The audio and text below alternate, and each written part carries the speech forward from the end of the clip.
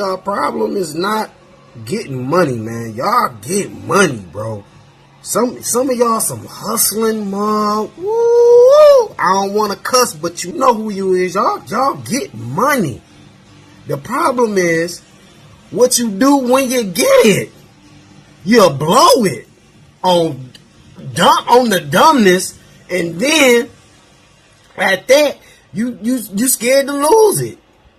How you blow it on stuff you don't get a return back, but you scared to buy a piece of Apple, buy a piece of ownership in Apple, buy a piece of ownership in the liquor store on the corner, buy a piece of ownership on the gas station, the Burger King you go to, something. Buy a house, an investment house, not to live there, to rent it out. Not to live there. We talking about an investment house. Y'all scared to do that. Y'all go put it in the bank account. And guess what? They use the money to go invest it. It's not getting money. Y'all get money, man. Start using it differently. That's it. Up, chat? How y'all doing today? I just came on for a few minutes, trying to fit myself into the algorithm. You know, try to get as many people as I can to pay attention when I do go live. So I appreciate you guys for tuning in. Let's get right into it. Let's talk a little bit about about what's happening, what's going on in the market. The opportunity that presented itself a couple days ago. And like I said, man, I've been dead on with this stuff, man. So hopefully you guys are paying attention. If you're not, if you're not acting on it, just make sure you keep paying attention. That way you'll understand what's going on with the market in the future. You know, when you are able to participate in whatever's going on in the market, and maybe it can help you, you know, with your investing career or your investing, you know, in the future. Salute to the chat, man. I see y'all pulling up in here kind of quick. Salute to C Childs in the building, Miss Lethal in the building. Appreciate you pulling up. Phoenix Rising in here with the eyeball sockets. What's up, Phoenix Rising? We got Angel B in the building. Let me see who else in here. Make sure I get all y'all. We got Miss Chicago in the building. Appreciate you pulling up. And it's some bushwatchers out there. I know y'all don't want to type. Star Steven, appreciate you pulling up. Yo, is that Ronald Jones? It's all good, man. Y'all in here, Mr. 216 in the building. Yeah, man. We had a nice opportunity the past couple of days. I made some community wall posts. Hopefully you guys saw them. But if you didn't, I was trying to, you know, let you guys know what I was doing over the weekend. Over these past few days. So, let's look and see what's going on with the market. What is going on out here, right? That's what we want to find out. That's what we're here for. All right, so let me get this off the screen right here so you guys can see what I got up. All right, so we can see Bitcoin is back up over 100,000. All right. Remember, I was saying, guys, this is not a time to be running into the market right now. My last live stream, I was saying the market was overextended. It was due for a pullback. Everything was running hot. And I was looking at the indicators on the charts, which I went over a little bit with you guys last time. I'm going to go over it again today and show you where the indicators are. That would kind of give me a guide on what should be my next move, right? This is what I use the charts for. Okay. Bitcoin is back up over 100,000, which is good, right? It went all the way down the other day. Remember, I come on and I said that I was putting money in my cash balance. I wasn't going to buy anything. I was going to wait for the opportunity to come to me, let the market come to me, and then I will react based off what the market does. Okay. The market had like a 20% drop yesterday in a lot of different cryptocurrencies, which I like to see. You know, I love to see that. I embrace those days. I hate to see the market go up because it makes me have to spend more money if I want to buy certain assets, right? It costs me more money if the market goes up. So I kind of hate to see that. A lot of people are impatient. They want to get rich quick and they like the market to go up. But I'm telling you, the money is just a tool, okay? Ownership is the key to wealth. The more ownership you have in a particular asset is the more money you're going to make. All right. So I'm looking for ownership and I want to buy my ownership at a cheaper price. So as we look on the screen right here, we can see Bitcoin is cracked back over 100 grand, which will be common now that we're in this area. Okay. The market cap is at $2 trillion. It's up 4.75% on the day. This is where Bitcoin is at. Let's look at the overall. Well, let me show you what happened with Bitcoin first. All right, let's go to 7 days. Right, this is 7-day chart. Right, when in doubt, zoom out. All right, if we looking at the 1 day chart, the 1 day chart don't tell me nothing. All right, the 7-day chart gives me a little bit more information on what's going on in the chart. The monthly chart, however, is a very good chart to look at because you can see the progress over a month. And if you're looking at it, you got all these ups and downs in the market, but if you look, the bottom is constantly rising. We are still in a bull market. In a bull market with cryptocurrency, it's very volatile. In a bull market, the trend is your friend until the end. That's a saying that's in the crypto market, that's in the crypto world. We are in the investing world as a whole. We follow the trend until the trend is over. Right now, we're in a bull run. Any type of dip or downswing in the market is a good opportunity as long as we're still in the trend, right? We are in an upward trend. The market has to breathe. Just think about inhale, exhale, okay? Inhale, exhale. The market is going real strong. It needs to breathe, catch its breath, and then it continues the motion. All right. Donald Trump is not even in the office yet. We haven't had the inauguration. We haven't had not Brad Garlinghouse. That's the CEO of Ripple. Gary Gensler, he's not got out of his position in the SEC yet. We haven't had this space regulated yet. Okay. A lot of people keep saying crypto is a speculative asset. In my opinion, that will cease to exist in a few more maybe years, maybe a couple more years. This space will be regulated, and then it will be a legitimate asset. I'm looking for the writing on the wall. Okay, I'm looking for the writing on the wall, and I can clearly see with my two eyes that I feel that this market will totally be regulated, not in the distant future. All right, so we can see that in the past month, this market is up. This is what I'm talking about right here. This dip right here, it went down 94,000 in the blink of an eye. See, we were up here at 100,000. I made a live stream saying, guys, we finally cracked 100,000. This is history. Nobody thought it was possible.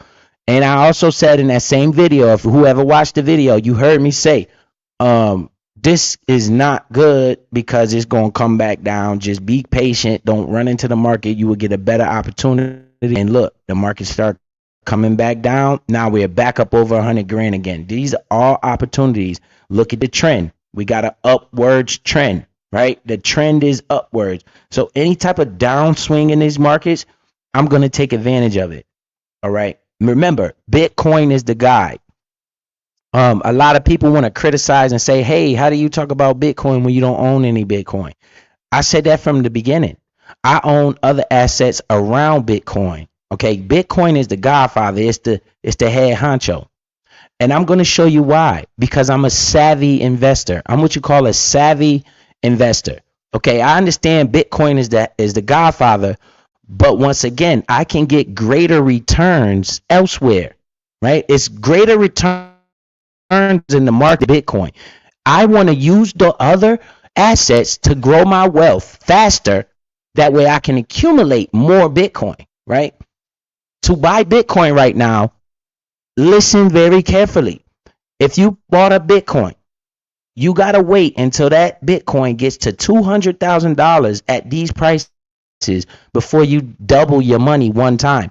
The multiplier effect is gone from Bitcoin. Okay, it's not the same as it would have been if you were buying Bitcoin when I first came on the stream and I was telling people to buy it at $17,000. That was the time to buy Bitcoin itself. Okay. Now, where is the opportunity? I'm looking for those 3, 4, 5 multiples on my money. Let's take a look and see. Right. So remember, I'm telling you it's altcoin season. The altcoins will significantly outperform Bitcoin. Okay. They will significantly outperform Bitcoin. Certain altcoins. Right. Remember, I was telling you guys about XRP at 50 cent. Anybody remember that? I was talking about XRP at 50 cent. Shout out to Odium Speaks. He brought it to my attention. I was talking about it at 50 cent. And I'm not talking while everybody else is now talking about it. I was talking about this back in July. Before July, I can clearly remember the 4th of July, Bitcoin, XRP went down to 44 cent on the 4th of July. And I was out with my family. I looked at my phone and I bought a bunch of XRP at that time. Right? Remember, I embraced the downswings in the market. When I saw the market drop like that, I said, oh, this is an opportunity. Now everybody and their mother is talking about XRP. That's not good for me. I was telling you guys this, right? It's too much attention over there. So now that everybody's talking about what? Bitcoin, XRP, where's my attention? I'm focusing my attention elsewhere. I'm looking, okay, if everybody's looking at Bitcoin and XRP, I understand everybody's not going to get rich. This is not how the game is played. Okay? This is not how the game is played. This is a bunch of hype in the market right now. It's a lot of hype in the market. Crypto is hyped up, right? What did I do? I sold XRP. I sold some at $1.90. And I also sold some at like $2.70 or something like that, up in that area, right? I obtained my initial investment on XRP. That's back in my pocket. And I have XRP that's free to me, that I didn't spend any money on, that's just sitting there. It could go up, down, wherever. I have no emotional attachment to it. I don't care about it. That's a successful investment for me, right? Once I double and triple my money, I like to take my initial investment out and let the house run. If the house keep running, let it run. It's all free. I have no risk. Then I take my initial investment and look elsewhere. So what did I do during this price swing? Let me see what y'all talking about in this chat. T-Rav in the building, Cutting Edge in here. Appreciate y'all pulling up. I see y'all in the building. It say the Shelly Red Show. Miss Thumbnail Lady got 50 accounts. She got 35 names. Repairman in the building. I see y'all in here. Yeah, I'm looking at it. All right, so you see Bitcoin doing this thing. I'm going to appreciate Bitcoin doing this thing because it's going to drag the entire market up with it. If Bitcoin collapses and falls off the cliff right now, all of these investments are going to fall down the cliff. So Bitcoin is the godfather, right? As far as my investment into Bitcoin, it's through a different company called CleanSpark. They are a Bitcoin mining facility. The Bitcoin miners secure the Bitcoin network. Okay, without a Bitcoin miner, there is no Bitcoin.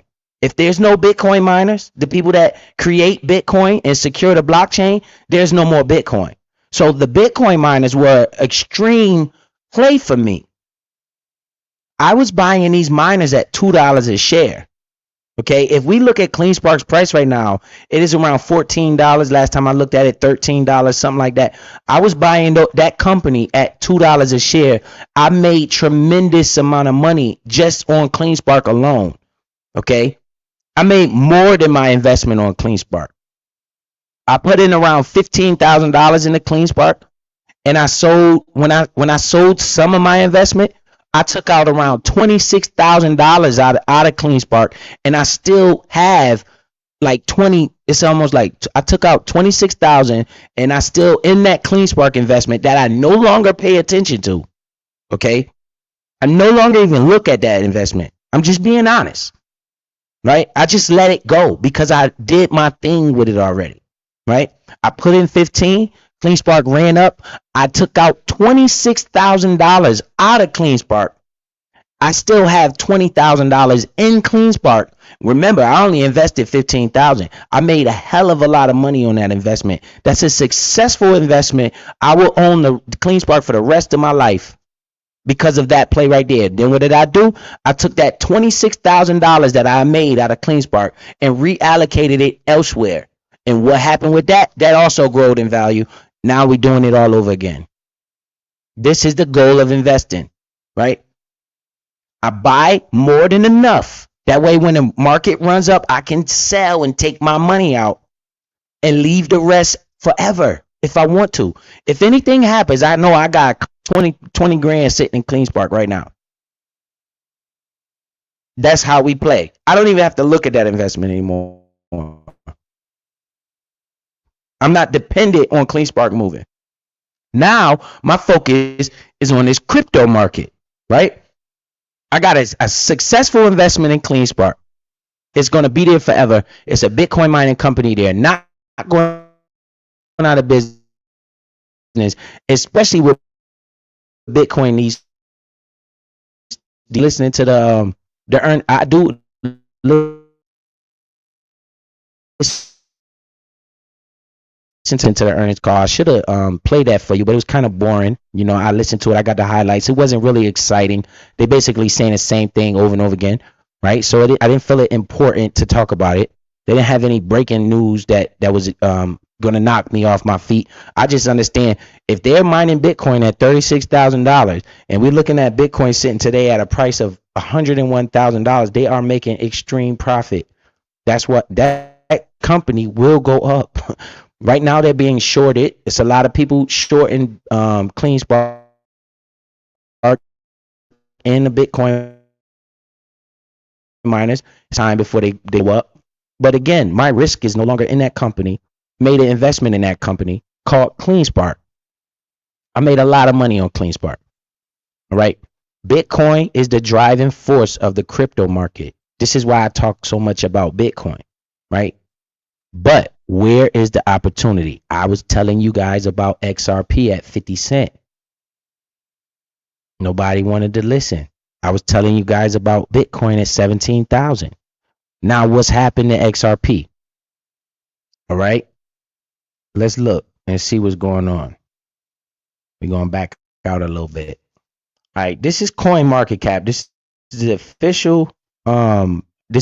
the official index of where everybody get their prices from. This is, some people use different platforms, but this one is worldly recognized as the main go-to for what is currently going on in the market and the current prices.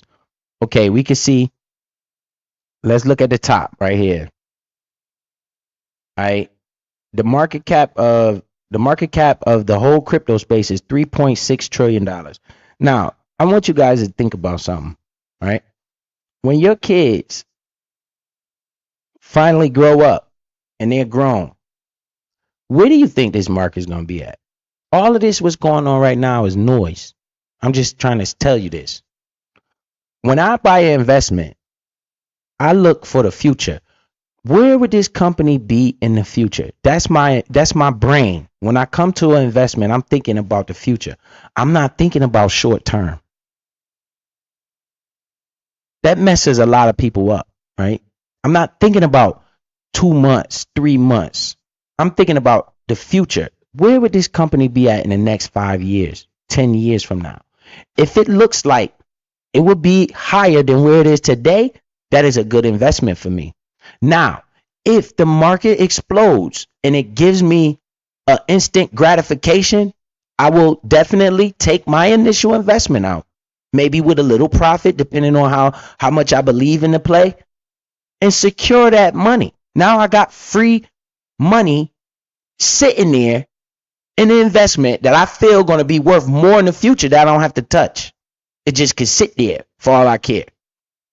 It literally could go to zero for all I care. I made my money out of it already, right? That's how I approach an investment. I look for long term. Where could this investment be in the future? And any kind of short-term gain, I will capitalize off of it because I still have to live. That's how I invest. When I'm looking at Bitcoin in this crypto market, I'm looking at this and saying to myself, yo, where would this market be at in 10 years from now? It took 15 years for it to get to $3 trillion, the whole market cap, the whole crypto space. What will happen in the next 10 years? Could it double that? Could it triple that market cap? If the answer is yes, I'm going to invest. I don't care about the short term up and down. That trick your ass out of your money. When that happens, you start getting worried and panic instead of understanding this is all opportunity. It's all opportunity to add ownership to a growing market that will be worth way more in the future. We're going to have children running around here that don't know what a dollar bill is. If you can't get that through your thick ass head, then you ain't paying attention to what's really going on in the world. My grandchildren probably look at me when I show them a dollar and laugh. Like, what's that? Everything is becoming digitalized. Everything around you is becoming digitalized. You got to focus on that and think, where would the world be at in the future? This is what all great investors do. Okay? I'm thinking, like, yo, this whole world going to be digital. What's the digital gold? Digital gold is Bitcoin. Oh, shit. Ethereum. Right? So let's get into it. As you can see, my thumbnail got a Shiba Inu coin up there. I know y'all like, damn, he got Shiba Inu up there. What's this Shiba Inu he's showing? Shiba Inu gonna make me some hella money here shortly. I'm just that's my prediction. It's not, I don't know for sure, but I think I'm gonna make a lot of money in Shiba Inu in a few months. I'm just saying, right? And I'm preparing myself now while everybody's looking at XRP and Bitcoin and all this other shit.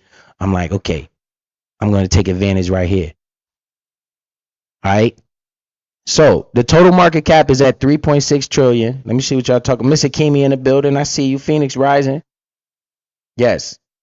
All right. So if anybody got any questions, just type them in the chat and we can answer that. I say, Biz, did you hear about the first NFL player that got paid in Bitcoin in 2020? DT. Odell Beckham took his contract in Bitcoin when Bitcoin was at the lows. Odell Beckham, if he didn't sell that shit, he's sitting on a whole lot of money right now. I'm talking about he hit their ass because he took his contract in Bitcoin. It's another NFL player that did the same thing. It's a few athletes that did this, that took their contracts in Bitcoin. And look at them. They are extremely profitable on those investments. A whole NFL contract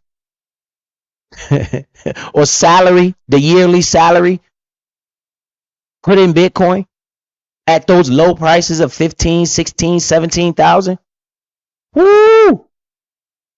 They hit their ass, right? Now, where could this market go in the future? Understanding the Bitcoin halving, how Bitcoin becomes very scarce over time, right? It's only going to be 21 million Bitcoins ever created. We're on like 19 million. It's a few more blocks of Bitcoin to be created left. They reduce the supply every 4 years. Understanding this, where do you think the price of Bitcoin is going to go in the future? They have analysts that make more money than me, that's investing more money than me, got $500,000, $600,000, $1 million price targets on this asset, on just Bitcoin.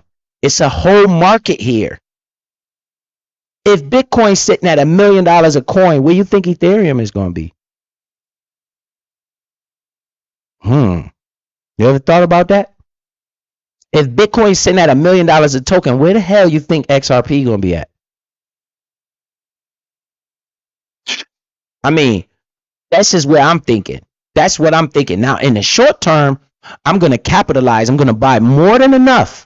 So that way, when it runs up, I can sell, get my risk, and I put the money in my pocket. I go to the next one. Now what am I doing? I'm building a portfolio of strong, valuable cryptocurrencies that I can hold on to for my kids. In the meantime, I'm dancing, playing the money game in real life. And I'm able to spend money and use some of that money in my real life. All right, so let's look. Ethereum. Now, they say, Biz, what the hell is this Shiba Inu you talking about? All right. Ethereum, Shiba Inu is a ER or ECR, whatever 20. It's built on the Ethereum network. If Ethereum takes off, Shiba Inu is going to follow. It's the meme token on the Ethereum's network. It's one of the meme tokens. All right. So, and it's one of the leading meme tokens on that network. This is what I'm thinking, right? When the market dropped, I bought a lot of Shiba Inu the other day. I know people like, why did he do that? I'm looking where everybody else is not. Okay. Ethereum, once it cracked this $4,000 right here and they start going up above 445, 4600, these meme tokens are going to take off. Solana is still up. We're going to see Bitcoin is up 2% on the day. Ethereum is up 0.05% on the 7 days. It's up 5% today. XRP is up a little bit. Now, let's look at XRP real quick. And then I'm gonna show you the charts and all that, so you can see why I saw this and why did I make the move I made. And it actually was the right move. This is the 1 day chart of XRP. It's a reason why this happened in the market. Okay, XRP was down. It actually was lower than this. Let's look at the 7 day, because I seen XRP drop real low right here. See this? See this? It went all the way down here to, I want to believe, $1.90. If I could get this thing to stop, where's it stop at? Right here. It went down to $1.92. This is what XRP went to. Let's see where it came from. Okay, right in this area, we were at $2.08. It was higher than this. This is what CoinMarketCap is showing, but it went as high as $2.80 something. XRP did. When it did that, we had this strong ass bull run. I mean, this strong ass motion up, and I said, "Yo, this ain't cool. This ain't sustainable. We're gonna have a pullback." Because I was looking at the indicators, everything was red hot. Everything was showing upward momentum. It was too high on the indicators. They were reading off the charts. I didn't give a damn what happened. I just knew I didn't feel right with it, so I sold a lot of XRP up here. What happened? The market come down. It went down to this $2 area, this $1.90 area. Did you take advantage of that? That was the pullback. Remember I told you is breathe, inhale, exhale. Now what happens? We bounce up. Now we got a little information on this chart. We need to break above this $2.80 level for it to keep going higher, right? It might come up, retest it, come back down. We got some information by looking. When you read this chart, you want to look to the left. It'll tell you where it's at. We got a little strong point down here at $1.50, $1.75. If this thing would have dropped down to $1.75, I told y'all I was gonna buy it. If it dropped down to $1.75. Now that doesn't mean, that's just me, my personal, because remember I was buying at 50 cents. Right? So my multiplier is in full effect. I was buying at 50 cents. So that means 50 cents to $1, that's 1x. You do the math. $1.50, that's 3. $2, that's 4. $2.50, that's 5. $3, that's 6x. Now if you buy XRP, you got to go to $5 before you make one double. Right? You see, by the time we get to $5, I'll be done damn near 10x my money. This is the importance of investing, finding opportunities. Why did I buy XRP? Because it was in a 7-year downtrend. Look at this. This market was going sideways for 7 years in XRP. And I saw the opportunity. And I start telling you guys about this.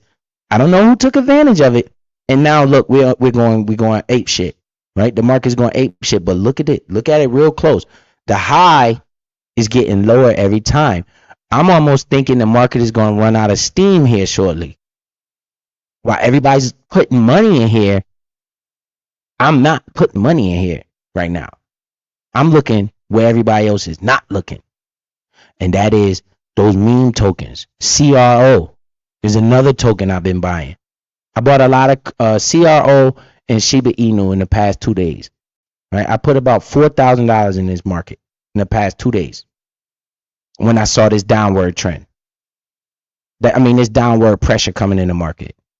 Right? And I took advantage of it. Now the market is recovering. It's going back up. Right? But it doesn't mean it's going to continue to go back up.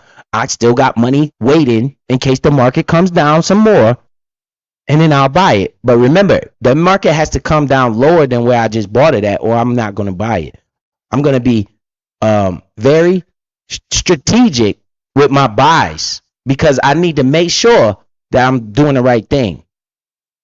The market could fall out from under us. Who knows? I just don't think we'll ever see 50 Cent again. That's just my opinion. It could happen. If it do, it got to be some strong reason for it, but it could happen. Now, what caused this price rally in XRP? I'll show you here in a second. So let's look at the rest of these tokens that I'm talking about, right? So we got Solana. Let me see. Solana is up 6% in the past 24 hours. Okay, it's up 0.06%. I mean, it's down 0.06% in the past 7 days. We got BNB. It's up 5% in 24 hours. This is where Shiba Inu is at right here. This is the one I bought, right? You see how it still says down 10% in the past 7 days? This is a gamble play, right? But I'm looking at it as, yo, I could make some money on this. I could literally make some money on this play. Nobody's talking about this. Everybody's talking about all this other shit. I bought this shit down in here. When this market went down here, I bought it. And I bought a lot of it. And look, I made a hell of money on this already. So let's show the past 7 days of Shiba Inu. Look at this. We were up here for a while, 30, 33. We was around 30, 33. Why? Because I had 100 million Shiba Inu tokens, right? Remember, I told you guys, this is a gamble. I'm gambling right now with this. But I'm really not. But I'm gambling, right? I'm in my brain, I'm not gambling. But this is a meme token. It has no value, right? But I'm just looking at these charts. When we came down here, I bought this. And I doubled my position. Okay? My initial purchase price on Shiba Inu is around 10. Well, when I talk about 10, I want you guys to take these zeros off, right? Just imagine these zeros not here. And we're going to deal with the numbers that we see. We got 2891. So in my brain, this telling me 28. Okay? When I first bought this, it was around 10. Right? With all these damn zeros in front. And I bought it around 10. Now, look. It dropped here. It was a lot. It was like down 20%. I understand this is a token on the Ethereum's network. If Ethereum takes off, this is going to get what they call sympathy. People going to start buying Shiba Inu based off of Ethereum running, and I understand that. So I seen this big ass drop, and I'm like, yo, everybody's buying XRP. I'm gonna buy this, and I bought it. And now look, I bought it down right down in here too, right down in here. Boom, we rally. So this is what I bought this past 2 days. I doubled my position. So now I have 200 million Shiba Inu tokens right now. I put, I don't know, $1,600, $1,500, $1,700 more money into here. Where did I get that money from? Remember I told you I sold XRP when it went up? I sold around $10,000 out of it when I saw it run up from 50 cents to $2.80. I'm taking advantage of that. While everybody else is buying it, I was the one selling it, right? So I sold, got $10,000 out of there. So now I got play money. I got money on the side I could play with from my investment. You get it? Now that $10,000 I still got sitting there, I saw this drop. I said, shit, let me double my position on this down day. I didn't want to buy when it was running up. Get that off the screen. I didn't want to buy it. Let me go to the monthly chart. This is the monthly chart. If it loads up. Okay. See what I'm look at what I'm looking at. I wish I could get these lines off the screen and it would just show my mouse. If you can see where it says November 16th, right around in here. Look, this market was choppy right around in here. Okay. 23. See that? It was choppy. Then we run up. I don't buy none of this. I don't buy none of this. We dropped back into this zone. I realized what just happened. We were in here for a while. I took the opportunity and bought right down here. It done ran up. Since I bought it, I'm telling you, it irritates me because I bought it right here. I want to get more. I'm hoping the market go down and the market say, biz, I'm out. Pew, and it shoot back up. Now I'm not buying anymore. I'm straight, right? I'm under the water. I'll end up catching a dip into this red zone. And I bought it. I took advantage of it. Let me get that. So now if it keeps running, I'm straight. If it crashes, I understand what I bought. I bought a fucking gamble token. But I got a feeling that it's going to continue to go up, especially when Ethereum gets to rallying. Remember, all eyes is on Bitcoin, XRP, everything else. Ethereum ain't really move. Ethereum just sitting there chilling. That's an opportunity in my book. When you see everything else around it moving and it ain't moving, eventually it's going to move. Eventually it's going to go up. Once that shit start going up, Shiba Inu will start rallying and I will be selling it. Right? I bought it just to sell it. When it start going up crazy, I will be selling that shit right to the market, getting my profits, getting out the way, and I'll make more money on that investment. If it goes down, I will continue to buy. If Ethereum starts to break down, that means Shiba Inu gonna break down. I understand that, and I'll be able to buy. You gotta weigh your risk, your reward. Okay, this is a gamble play. This is not a play that I'm highlighting for my subscribers to go buy, because you can lose a lot of money in this play if you don't know what you're doing. This is a dangerous cryptocurrency right here, because it's very volatile. You think Bitcoin volatile. This one is very volatile. Look at this drop. Bitcoin only went down 5%. Shiba Inu dropped 20%. It's a difference, right? Bitcoin is more stable than this one. Even though it's volatile as hell, it's more stable than this one. This one, it dropped real fast. You got to have a stomach for that. But remember, I made all that money in XRP. I don't give a damn, right? This is house money I'm playing with. So this is one of the tokens that I bought right here. I'm bringing it to you. I bought it Monday and Tuesday. I was buying this while the market was crashing. All right, another one I bought. This is a solid investment, right? We're gonna talk about this. I need to do a whole live stream just about this token right here. I've been preaching about this token since it was 5 cents. This is more of a slow mover, right? But it's a sure mover. It's a slow and sure mover. This Cronos right here. It's ranked number 32 in the world of cryptocurrencies. The market cap is around $5 billion. It's 4.8 billion. This market cap on CRO. It's up 7% a day. I put a lot of money in Crow. On Monday and Tuesday, I bought this. All right. This is Crypto.com's native token. Okay. Cronos is CRO. When you see Crypto.com everywhere, this is their native token. All right. I've been buying this token for a long time. This has a substantial part of my portfolio because it's not gonna go crazy. Well, it can potentially rock it off. It is a cryptocurrency, but I know slow and steady wins the race, right? I was buying this at 5 cents. Right now you see at 18 cents right now. But it also had a downswing. This is the 1 day chart. Let's look at the month. You see this? This is all choppiness. I never buy when it runs up. Let's go look at the year though. This one, wait, let's look at the yearly chart. This is the past year in CRO, right? I'm buying every time it get down in this range, I buy it, right? But I see the bull market is here. It's starting to be altcoin season. You look at this rise in Cronos. When it dropped right here, I just bought some, right? I'm buying some right here. If it drop lower, I'm gonna buy more. If it keep going lower back into this red zone, I'm gonna keep buying more. Adding to the bag, adding to my total supply of tokens. Now I have around 140,000 Crow token. Right, I had 125,000 Crow token. Now I put maybe $2,000 in Crow yesterday, the day before yesterday and yesterday, Monday and Tuesday. I bought a lot of this token, this one and Shiba Inu. I did not buy XRP. The reason why is because I already got a lot of XRP and I was buying at 50 cents. Right, so I'm good with XRP. If XRP takes off and go higher, let it go. I'm not gonna chase that money. I'm cool. I'm looking for something else where I could put my money that generate me some money. I bought this. Let's see the 7 day chart. Want to get it pulled up. When it was up here, I ain't buy none of this. Right. When it dropped right here, I bought this dip right here in this area. And now look, everything I put my money in, it went up because now it's rising back up. Remember, I told you about the trend. We're in a bull market, trending upwards market. When I see any kind of dip like this, I'm gonna buy that dip.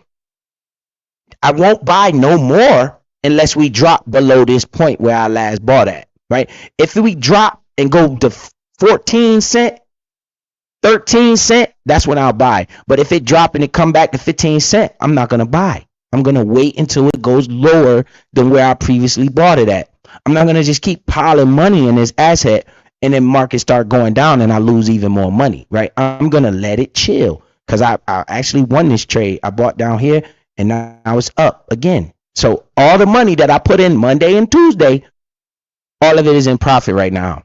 And that's good, right? That's how you conquer these markets. And I'm building my ownership because ownership is the key to wealth, not money, right? Money is what you get from ownership. Now, instead of 125,000 tokens, I got 140,000 tokens. Instead of 100 million Shiba Inu, I got 200 million Shiba Inu. So now if the market starts going up even higher, guess what? That means I make even more money than I would have been making the first time. And where did I get this money from? Success of XRP. When XRP took off, I sold a lot of that XRP while everybody else was buying it. I do the opposite. I do the opposite of the herd. When you turn on YouTube or you go on any social media platform, all you're going to see is XRP, XRP, XRP, XRP. That let me know, okay, Biz, sell some of this shit. These people want XRP right now. Sell it to them. You got it. Give it to them. Let them have it. Make the money. Keep some for yourself. Don't sell all of it. But give them what they ask for. They want to pay for these high prices, let them pay. But think about it. Where would this market be at in 10 years? All of it's going to be higher in 10 years. But for the now, what about my life? You think I'm going to just keep holding on this shit forever and I ain't going to sell? Selling is part of the game. That's why I buy a lot more ownership so I can sell and retain some ownership for the future. And I can live a nice life and have throwaway money to do whatever the hell I want to do with. Like buy these Jordans that I just bought today. Because for those of you that don't know, Jordan 11s came on Finish Line early access and Biz bought some Jordans today. Where did I get the money from? Out of this market. It didn't come out of my personal paycheck. It didn't come out, nothing I do with my real life. It come out of this market. I just bought Jordan 11s, the Carolina Blue ones. Right? They dropped on Saturday, but I got early access and I bought them yesterday. Where did I get the money from? From these assets. These assets are paying for this shit. Right? Even though I say it's a dumb purchase, but if you think about it, I actually made a dumb purchase with money that's not mine. Right? I made that money in the market, well more than that money in the market. Why I can't treat myself a little bit. I didn't take that money out of my personal life and go buy those shoes. My personal money is going to these markets. That way, when my assets rise in value, I can sell a little bit of it and go buy whatever I want with that money. All right, so this Crow coin is going to be, in my opinion, this thing could go over $1 in the future, $2, $3 in the future. That's why I'm loading a bag on this, because I believe in the future of Crow coin. Right? Let me show you. This screen on my computer just blacked out. All right, there we go. We back. So let me show you what I'm talking about. Right? And I think I showed you guys this a few times. When you're looking at things like this, right? This is crypto.com. It's one of the fastest growing exchanges in the world, right? Their native token is Crow token, Chronos. Okay? They do a lot of things with Crow token. And this company is, the name of it alone is crypto.com. They're on the Lakers. Look at this. This is the Los Angeles Lakers. Okay? Every time LeBron James and his son and all these celebrities come in here, they see this. How many of those celebrities you think see Bitcoin going crazy, see XRP going crazy? First thing they're going to say is, yo, how I buy that? And this is how you buy it. Crypto.com. So every time somebody opens up an account on crypto.com, that strengthens Crowcoin. Right? That strengthens the crypto.com platform. Every time somebody opens up a brand new account, that's good for me and this token. Of course, it's not a Bitcoin, it's not Ethereum, but I believe my money will be stable right there, and I will see consistent growth with this company. This is why I buy it. This is the only reason why I buy it. And they give staking rewards, and I make a lot of money on the staking. So I like this token. I got about $25,000 in Crowcoin, just in Crowcoin. A whole lot of, I think that's my biggest position. That and XRP. XRP is second in my portfolio. But my number one position is Cocoin. This one right here, because it's like my foundation.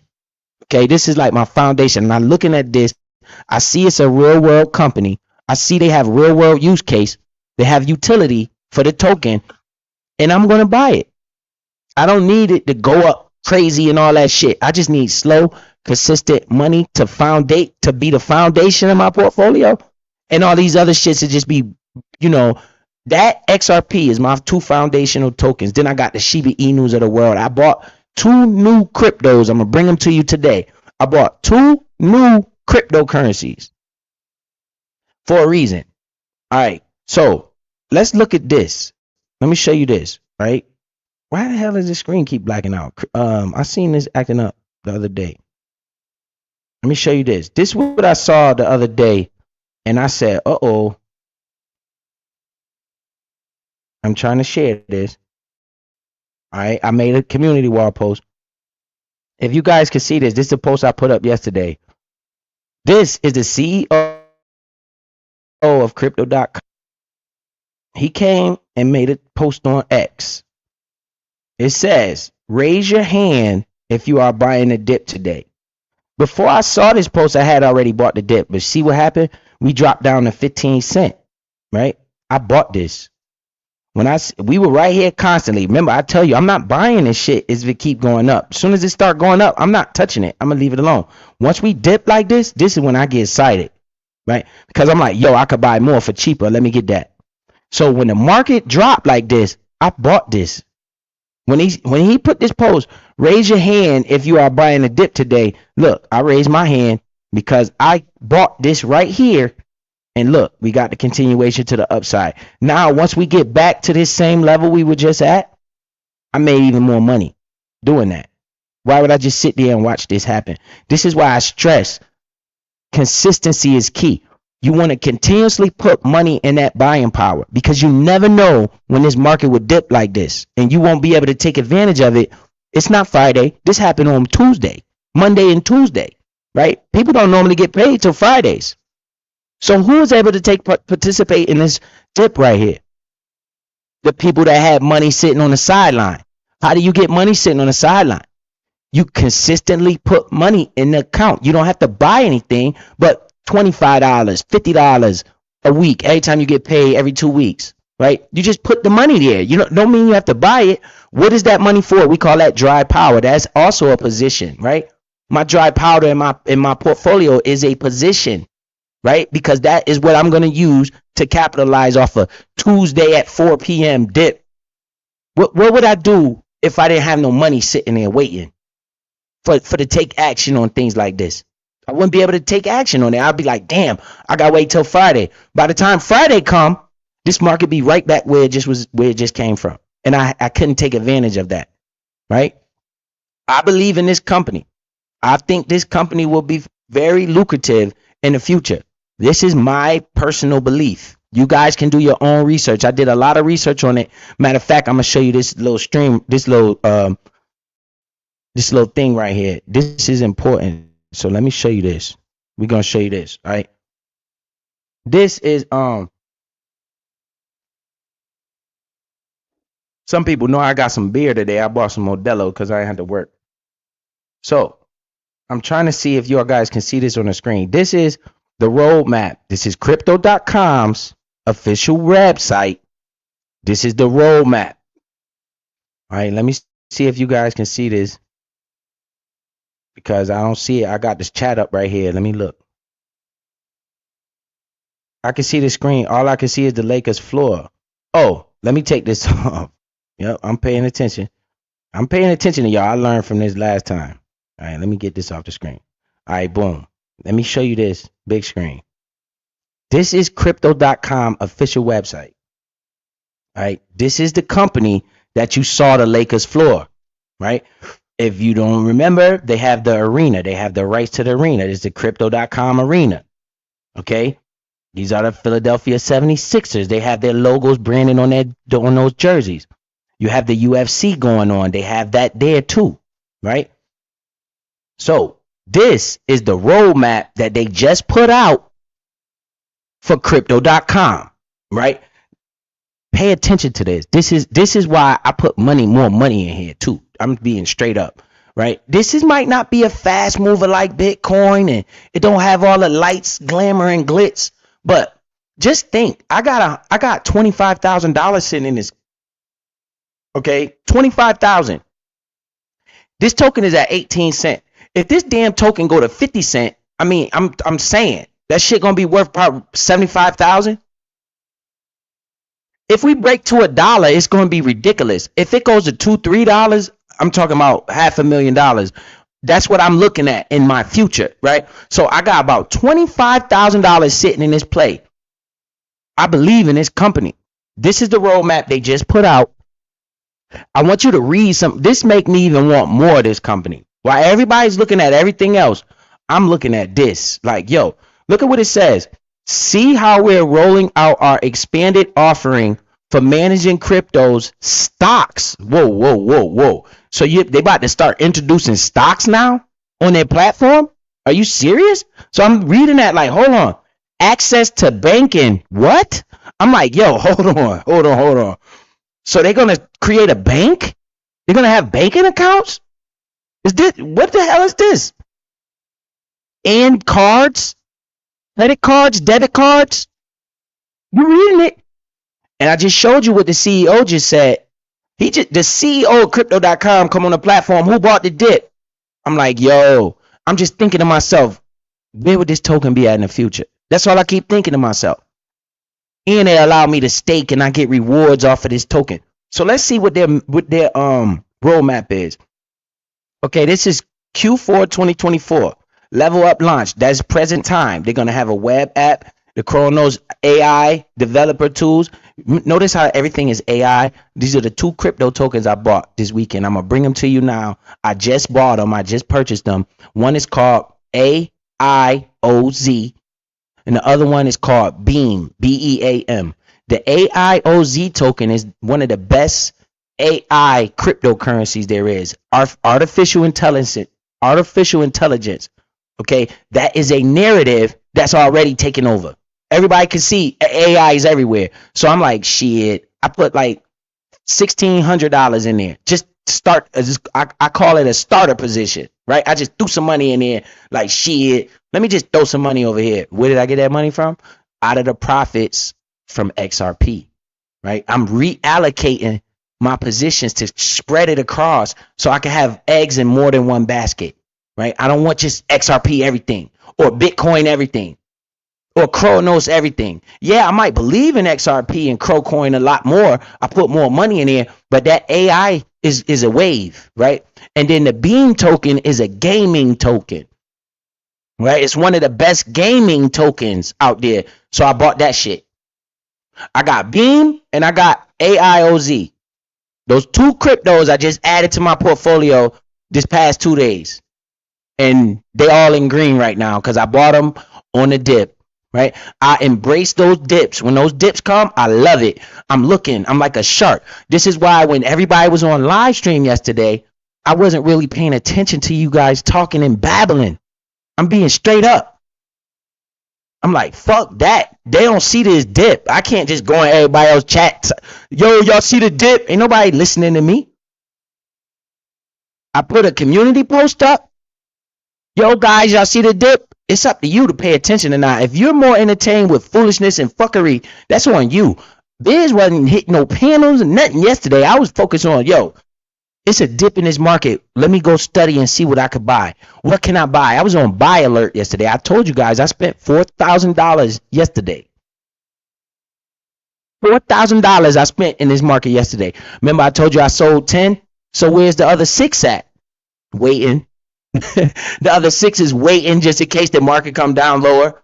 I'm in a blessed position. If the market come down lower, I got more money to buy. If it never comes down any lower, that $6,000, I could do what I want to do with it.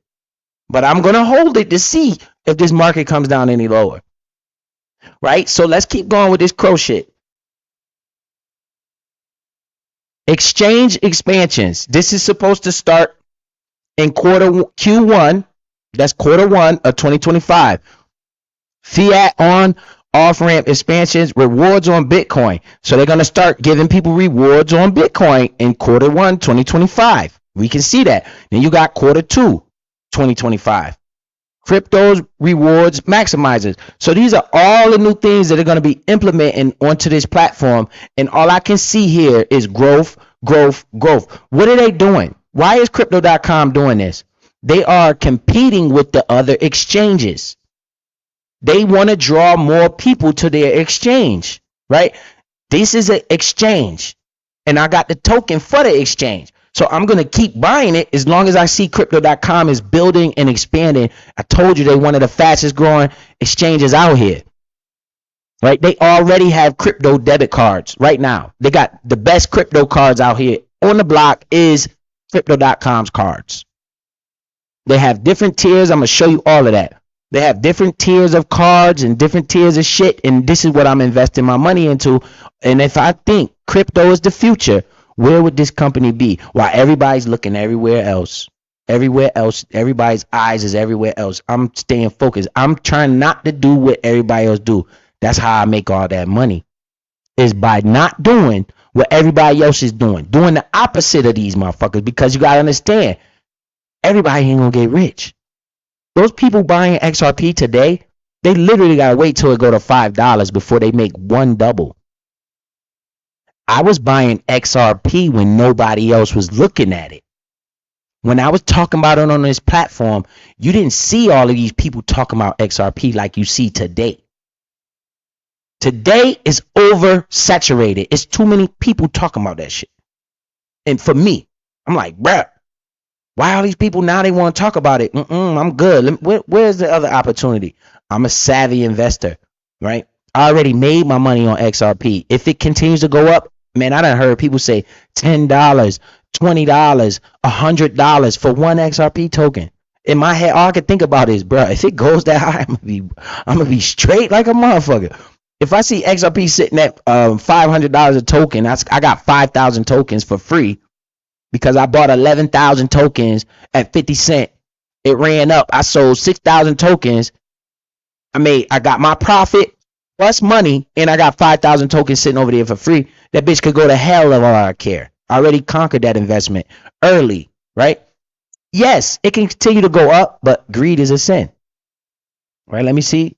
I'm just waiting to get enough talking shit and splurge here and there myself. Biz is the one. Dr. D, what's up, Dr. D? Andre W in the building. I see y'all, man. I'm looking. I learned this. I got my whole other thing going on. So this is Crypto.com's platform, okay? This is why I'm buying this token that's now 18 cents. I was talking about this token at 5 cents. What's going to happen in 2 years from now when you come back to my channel and I'm looking at Crowcoin and it's sitting at 65 cents? And you like, yo, should I buy it? And I just like, yo, man, goddamn, yo, I was buying that shit at 5 cents. I'm up thousands of dollars on that shit already. Hell yeah, you should have been bought it.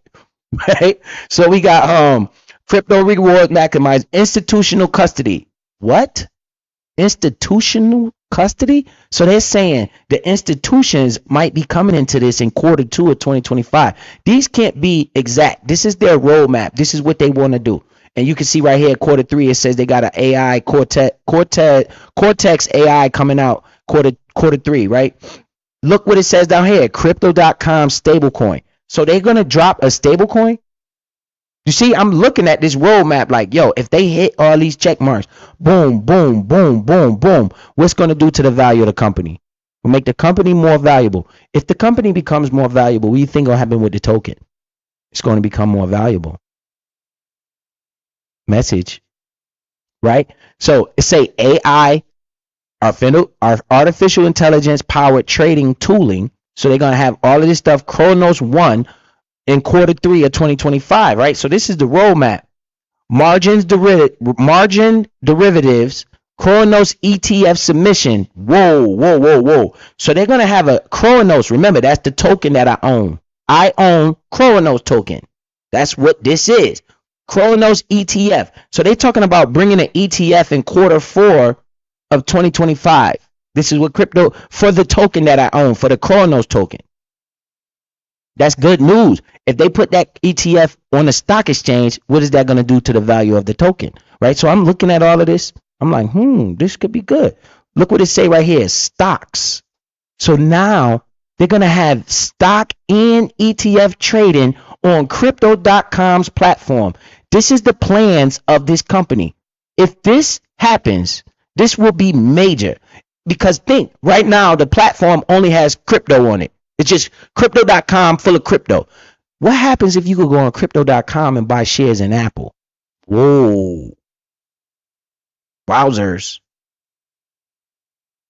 You could buy shares in Facebook through crypto.com. They're going to bring stocks to the platform. Why would this exchange do that? Because the exchange makes money off of the fees that they charge for the for you buying and selling. Right? It's zero commission selling, buying, but they charge what they call slippage. So say Chronos right now on the exchange is selling for 18 cents. That shit might be 17 cents. But they selling it to you for 18 cents. They get the little penny. You ain't tripping because you got your crypto. You know, it's all fair in exchange. And now the exchange making money off of you. So if they could add stocks to the platform, that would be major. What do you think the price of the token going to do if this happens? And I'm telling you, this company been executing. You don't see they in the Staples Center. You don't see they on UFC. They've been executing everything they've been saying they want to do. They've been executing. I like the management team. The management team keep it 100. If something happen, he gonna come out and be like, yo, this ain't happening right now, but we still planning on it, or we ain't doing that no more. But I'm saying, yo, so they plan on bringing stocks. Wow, that's major, right? Stock options. What? This is next year, people. They're planning on doing this in 2025. FX, commodities, and index derivatives. So this company wants to bring stocks to their platform. Not only that, banking. So now they want to bring bank accounts. So they're going to have people with personal multi-currency bank accounts for United States, British. This look like England or something. These little flags right here, Australia, all these places, and they got a world logo right here. So you telling me they're going to be able to have a bank account on here? So you're going to be able to go to crypto.com, buy cryptos, buy stocks, and have a personal checking account on this bitch? What? Oh yeah, I'm looking at that. That can be massive for me, right? I don't give a damn if it don't grow as fast as Bitcoin. Like I said, ownership is the key to wealth. The more and more and more I'm able to accumulate, the more money I'm going to make. I got 140,000 tokens. Let me tell you what that means. I got 140,000 of these little tokens. It cost me around 25,000. Well, I didn't pay that. It's worth around $25,000 right now, right? You know what that means? That means every time this thing moves one penny, my account goes up $1,400. If it moves one penny, I make $1,400. It go up 2 pennies, that's $2,800. You get it? Every time it moves a penny up or down. If it goes down a penny, then my account goes down $1,400. That's how much ownership I got. That is the ownership pushing my money up, not the money, right? The amount of ownership that I have in this company is going to make me make the more money. So in my brain, I'm thinking, oh, yo, bro, I need to get 200,000 tokens. I need to get 500,000 tokens. This is how I'm thinking in my head. I hope this market crash. I can't wait till the market crash so I can buy more, so I can get more tokens, so that way when this shit go up, I can make more money. That's what I'm thinking. Okay, this is why I like this company. All right, so it says go yield on cash. So they're gonna give you money on the cash that you put in this account. This looks too good to be true. So I'm like, man, they don't even gotta hit all this. If they just do half of this shit they say they're gonna do, I'm gonna be making a lot of money off crypto.com, off the ownership that I have in this company. I'm gonna continuously buy this damn thing at 18 cents. You goddamn right. I've seen people say this thing can hit $3, $2, bruh. If it hit $1, that's $140,000 because I got 140,000 of these things. If it go to $2, it's ridiculous. It start going to $3, $4, You talking $500,000, right? And I'm looking at this. I need to get more. That's all I can think about, right? Now it shows you the cards right here. These are the credit cards it has: Latin America, Middle East, Africa, debit card expansion. So now they're gonna want to put debit cards that are tied to your bank account, right? In Latin America, Middle East, Africa, they're gonna have debit cards available for those people. They're starting to put out credit cards. What? So they want to take this exchange and turn it into a full-on bank. And I'm just sitting here like, yo, I dare you to do this. They better not stick to this roadmap, because if they, I'm gonna make a lot of money off this place, off of these people, off of this crypto.com right here. But Biz been talking about this at 5 cents before all of this news coming out, right? Because I saw the horizon like, yo, this is a good ass company. I like the name, because when you just think about crypto, how they name is crypto.com. That's amazing to me. I wanted to buy it right there off the name. Then I start seeing all this branding everywhere, and I saw the price totally collapse. That's when I start buying. 5 cents. Right? If we go back down to 5 cents, I'll just be buying more. As simple as that. Right? I'm just simple as that. I'll just be buying more. I have more time, more chance to accumulate more ownership. Great for me. Prime card, 10% travel rebates. So this is a few things that they got going on. Let's see if they show the cards. I seen the credit cards they had on here. Let me see if they show the crypto.com credit cards, the rewards programs and stuff they have. This is the roadmap that crypto.com is presenting. So let me see if I could find the credit cards they have. Let me see. I showed that already. All right, boom. Oh, I forgot to talk about this, but while I'm talking about crypto.com, let me pull this up.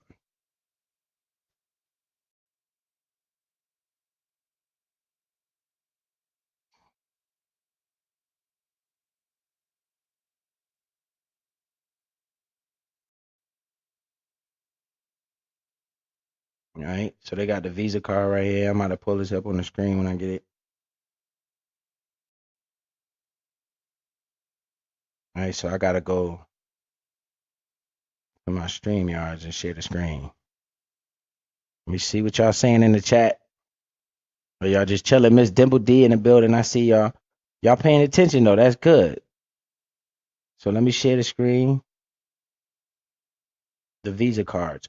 This is why I like this company, right? So you can see they have. These are the credit cards they already have out here. They're debit cards, Visa debit cards, right? So you can put money in here. You can spend crypto. You can spend your crypto when you go shopping with these cards right here, right? No annual fees. You can see it all on the screen right here, right? Top up with fiat. You can spend crypto. You could go anywhere. It's a Visa logo on it. Get up to 5% back on spending. The only card you need. So this Visa card, this debit card through this company is rivaling a lot of the major credit cards on the scene right now. Right now, this is what they're doing. I'm looking at this like, wow, you got different levels, different tiers of cards, right? It's different levels and different tiers of cards. See, this is it right here. These are the card tiers that they have for this company, right? I can get any one of them except for these top two. Well, a lot of them. I can't get these three right here. I could get up to this jade, this middle one, this purple one. Let me see if y'all can. Yeah, y'all can see it on the screen. I'm looking, right? So look at these reward packages. This first one is Midnight Blue. This is free. You don't have to lock up no crow. You could just order this card and get it, but you get no rewards for it. You just gotta a crypto.com Visa in your pocket. This is the first level where you start getting rewards on the Ruby Still, right? This is a card. It's like a debit card. You fund it with money or crypto or whatever, and you can go buy shit with it, and you'll get, it's a crow lockup. So you got to put up $500, right, to get this card. That card goes on here. It's like you put the money in there, you lock this money up, and every time you buy something, you get 2% back rewards in crow. Right? You get the money paid to you in crow, the token, the crypto.com token, right? And it's a monthly cap on it at $25. This is if you only lock up $500, right? If you lock up $5,000, you get 3.5% rewards on all of your spending. Whenever you go shopping or whatever, you get a 3.5% rebate on like a cash rewards, whatever. They pay it to you in Crow. Let me tell you something. Most of the credit cards out here right now and debit cards, they give you rewards. They like 1.5%, 2%. Crypto.com is smoking this shit with these rewards. This right here is driving people to come use these cards, man. Like real talk. Once you get past this jade green right here, and you go to this rose gold with this icy white, you lock up $50,000. So this is a big boy card right here, right? You got to put up $50,000. You get this card, but look at the percent that you get back. You get 5% back on all your spending, no limit to how much rewards you can get, and you get 10% back on your travel. That's not all, because they still give you Spotify. Where is it at? You get like certain airport lounges. Look, can you see this? This is what they offering to the big dogs, the big people that got a lot of money, right? So you get support, you get subscription to Netflix and Spotify, permanent. So you get free Netflix and Spotify if you get this card right here, along with 5% back on everything you buy. What? No credit card doing that. No, I like credit cards. But none of them doing this. So I'm like, damn, yo, this going to draw a lot of people to get these damn cards because of these rewards. What does that do? They have to buy the Crypto.com token in order to get these cards. If they're buying the Crypto.com token, what does that do to the price? Push the price up. Hello. I'm looking at this, right? You get airport lounge access. So who's the one that's flying around going on all these business trips and shit, right? This is targeting executives and big boys with the money, not people like me. I'm not about to be at the airport every day. I'm drinking my beer, right? So the Royal Indigo, this is my tier right here. If I wanted to get it, I'm not about to put $50,000 in here, but that's not for me. I'll get right here. It'll give me access to the airport lounge. It'll give me 6 months of Spotify. But the people that put up more money in here, they get permanent Spotify and Netflix. So that's your music streaming, and you get permanent Netflix, and you get access to an airport lounge and one guest. And down here, as it says, you get F1 racing, UFC, football, and others. Yes, right? And then they got all of these rebates come with these last three tokens. These last three cards. But look at this shit. Right? This is unheard of. And this is why I think I'm gonna be all right with this company. Right? So you put up $50,000, you get 5% back on your spending, no limit. And you get 10% on 10% rewards when you use it for traveling. The Obsidian, you put up $500,000. Who's doing that? Right? If you put up $500,000, oh, they're gonna give you some benefit for that. You get 6.5% rewards on your spending. Guys, I don't know a credit card that does this. I'm just being honest. I don't know one credit card that does this type of shit, that give you this much rewards on your purchases. That means if you go to the gas station and you use this card, you're getting 6.5% back on your purchase. What? If you go buy your wife a tennis bracelet, diamonds, $10,000, you're getting 6.5% back in your purchase. And then finally, you got this Prime card over here. You got to put up $1 million,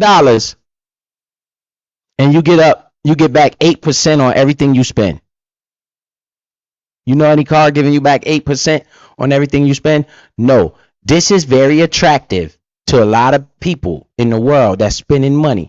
And if they're using these cards, they have to lock those tokens up for a period of 1 year, right? So that means this person has to go buy $500,000 worth of these Crow tokens and then lock them up on the exchange, and then they get the card and all the benefits.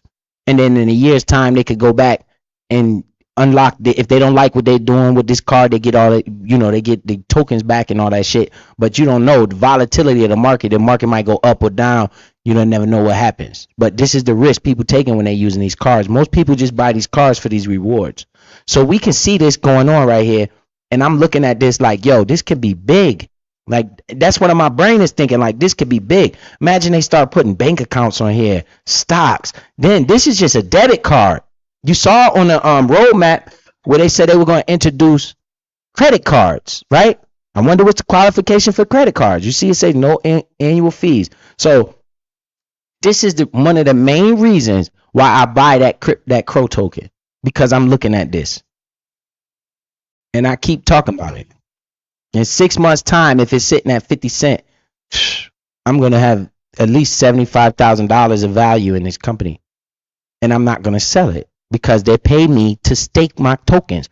Right now on the platform, they're giving a special 20% on whatever you stake. I got a lot of money staked on here. They pay me 20%.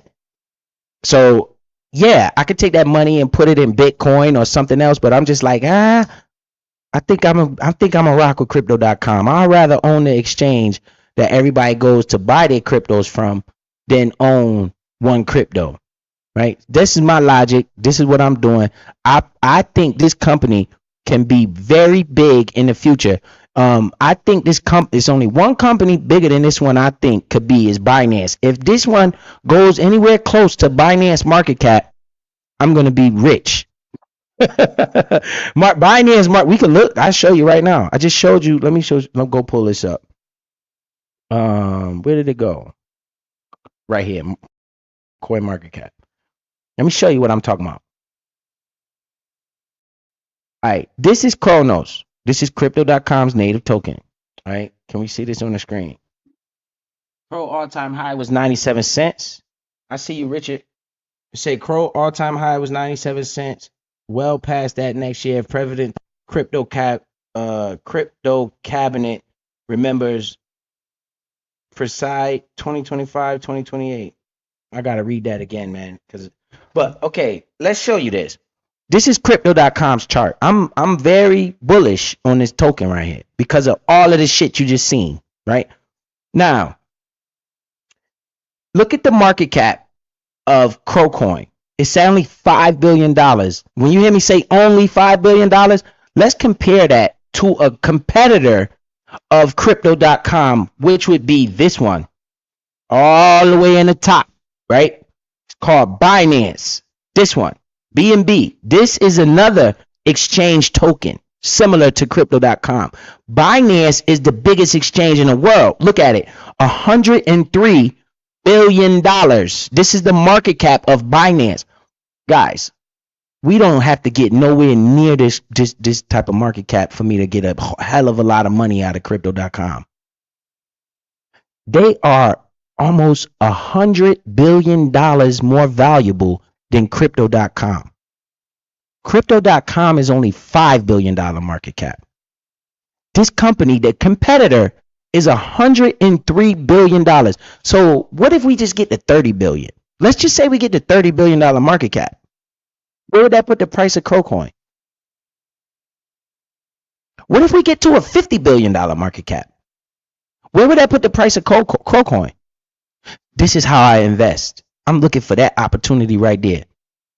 Yeah, I can go buy BNB token and invest with BNB token, but my multiple kills. It kills my multiple, right?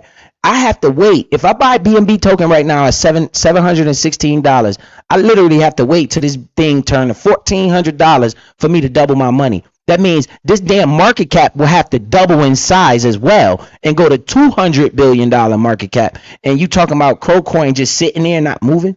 No, that ain't gonna happen. I think the opportunity, this is just my opinion, not yours. You do your own research. I think the opportunity is very obvious, and it's in Cronos, crypto.com. That's what I think, because crypto.com has a lot of room to run, right? And this can severely grow my bag. So while everybody's looking at XRP and all of the fancy things in the world, Biz is like, yo, where the money at? Where can I make money at? Where everybody else ain't looking. I want to do what everybody else ain't doing. I'm going to buy Crowcoin. Let me go buy some Crowcoin while everybody focus on XRP. Let me go buy some Shiba Inu while everybody focus on XRP. Shiba Inu, oh, that's just a meme token. Guys, Shiba Inu my ass, a meme token my ass. It's the 12th most valuable cryptocurrency in the world. It's a meme token, yeah, but it's number 12 on the market cap list. It's worth $16 billion in this company right here. What is this competitor? Doge. Where's Doge at? Doge is worth $60 billion market cap at 40 cents. So if Shiba Inu just pushes up a little bit, I made a lot of fucking money. And that's why I bought Shiba Inu. And what will cause Shiba Inu to rally? When Ethereum finally breaks out. When Ethereum, the number 2 cryptocurrency in the world, Bitcoin got the show right now, guys. When this money starts flowing out of Bitcoin and starts going into Ethereum, and Ethereum's price start rallying, all of the Ethereum tokens, anything that's built on this Ethereum chain will start to take the fuck off. And guess which one is one of them? Shiba Inu is one of them. So when this market drop, I'm looking for opportunity. I bought Shiba Inu and I bought a lot of Crocoin. I spent about $4,000 yesterday in between the 2 of those tokens, and that's what I did yesterday. So what's the big news? Let me go check the chat. Let me check the chat. So I said that. I don't know what you guys' opinions are. It say I meant which is better. I don't know. Double speak in the building. XRP is going to dip back to about $1.50. This is this guy's opinion. Be careful buying right now. Right. I'm going to get into XRP right now, and I'm going to show you. It say, yo, Biz, let me hold 500K to get one of them cards. Bruh, you see it right there. Them cards is going to bring a lot of attention to Crypto.com. And as far as with the banking they got going on and all that stuff, I believe that this company can be very big in the future. And like you read in the chat, Crypto.com has already hit 97 cents before. Its all-time high was 97 cents. That's just a bug to put in your ear. If it cracks the all-time high, whoo, I'm going to be up a lot of money. Right? It say, what's this guy name? I appreciate you pulling up. Ricky Ricardo, Crypto Stocks. Wow, banking. I already have the top card. Yeah, bro, they're bringing all this to their platform. Crypto.com. It makes me excited to be an owner of this. If this company executes on all of these things they talking about, I don't even care if they do it in the time frame they talking about. If they just do it, right? If it takes them 3 years to, of course they're gonna overhype. Yeah, we're gonna do it next year. We're gonna do all this shit next year. Nah, you might not. You might, but you might not. Let's just say you do half of that shit, right? You're gonna make me more money. I'm gonna make money. You don't have to. If you do all of that shit, Crypto.com price is probably a double and triple and quadruple in value, and you be looking like, damn, how did that token go up? You be looking at XRP, worried about what everybody else worried about. I knew XRP was messed up when I went to work, and the people at my job that don't never talk about XRP was talking about XRP to me. I went right on my phone and sold some of that shit. Y'all tripping. Y'all talking about this for no reason. Crow all-time high. I read that. Oh my God, I got Nike Dunks, Carolina Blue, and I get hella compliments. Shoot, I got the Jordan 11s that just dropped. It say, yo, Biz, is it to have money in your fiat wallet or a crypto card? I got my money in my fiat wallet. That way I can use it soon as I see a drop. Soon as I see a drop, I'm buying some shit, right? Especially in the bull market. In the bear market is different. Because in the bear market, that bitch going to drop and going to keep dropping. The same way you see we keep going up and going up, the bear market is the opposite on the way down. Right? So, now, let's get into this XRP madness that everybody's talking about. I'm going to show you what I see with XRP. All right. This is what's making XRP price move the way it's moving. Well, this is what people think is making XRP price move the way it moves. If you look at the screen right now, you will see they got approval for a stable coin. Now, this is what's causing the rally. It says XRP price explodes 20% to $2.43 after Ripple receives RLUSD stablecoin approval. All right. Now, what is a stablecoin? Let's talk about that, so you guys understand what a stablecoin is. A stablecoin is nothing but a token that's pegged to the dollar. It's basically if I want to send you money Why would I want to send you the money in Bitcoin? Because Bitcoin price could be the different price. Soon as I send you the money, by the time you get it, it's a different price. You don't get the money that you wanted, right? A stable coin is pegged to $1, so that way you can feel more comfortable. If I say, yo, send me $20, and you send me $20 of a stable coin, that means I'm gonna get the $20. Well, they say, Biz, well, why don't you just send cash? You might as well send cash. Well, if you want the benefits of being a cryptocurrency and not having a government be able to control what you're doing, then that's why you use stable coins. Right? That's why people will use stable coins. They have some out there, Tether and all of them stuff. It's stable coins. Well, here comes Ripple's stable coin. That's making the price of Ripple go even higher, right? That's why you see the major price rally in Ripple, because of the stable coin that just got approved to be launched, right? So let's read a little bit. With PayPal's and this is just an example. We're using PayPal as an example. Now Ripple has their own one. PayPal got their own stable coin.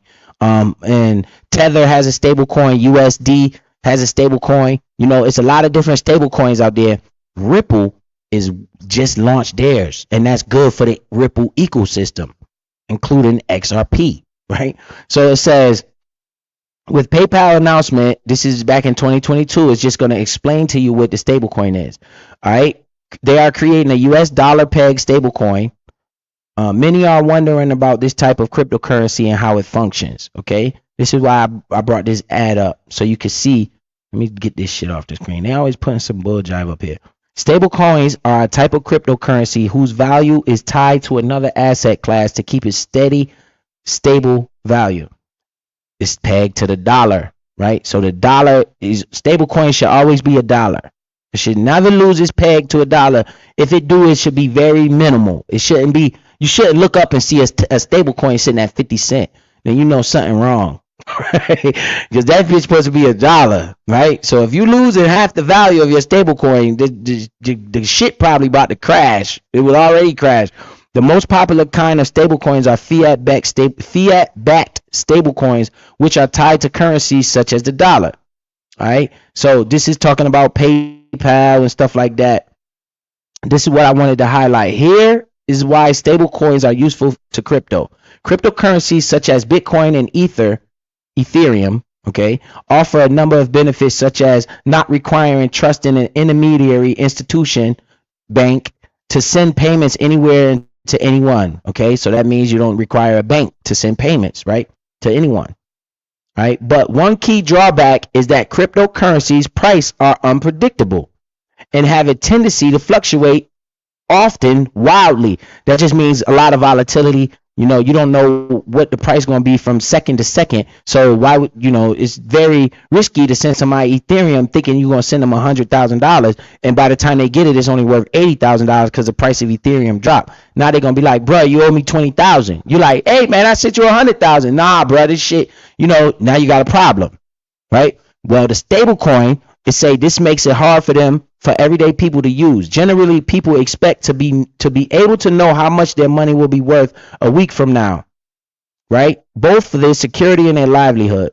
Cryptocurrencies unpredictably comes in contrast to the generally stable prices of fiat money, such as US dollars or other assets such as gold. Value of currencies like the dollar do change gradually over time, but the day-to-day changes are often more distract for cryptocurrencies, which rise and fall greatly in value regularly.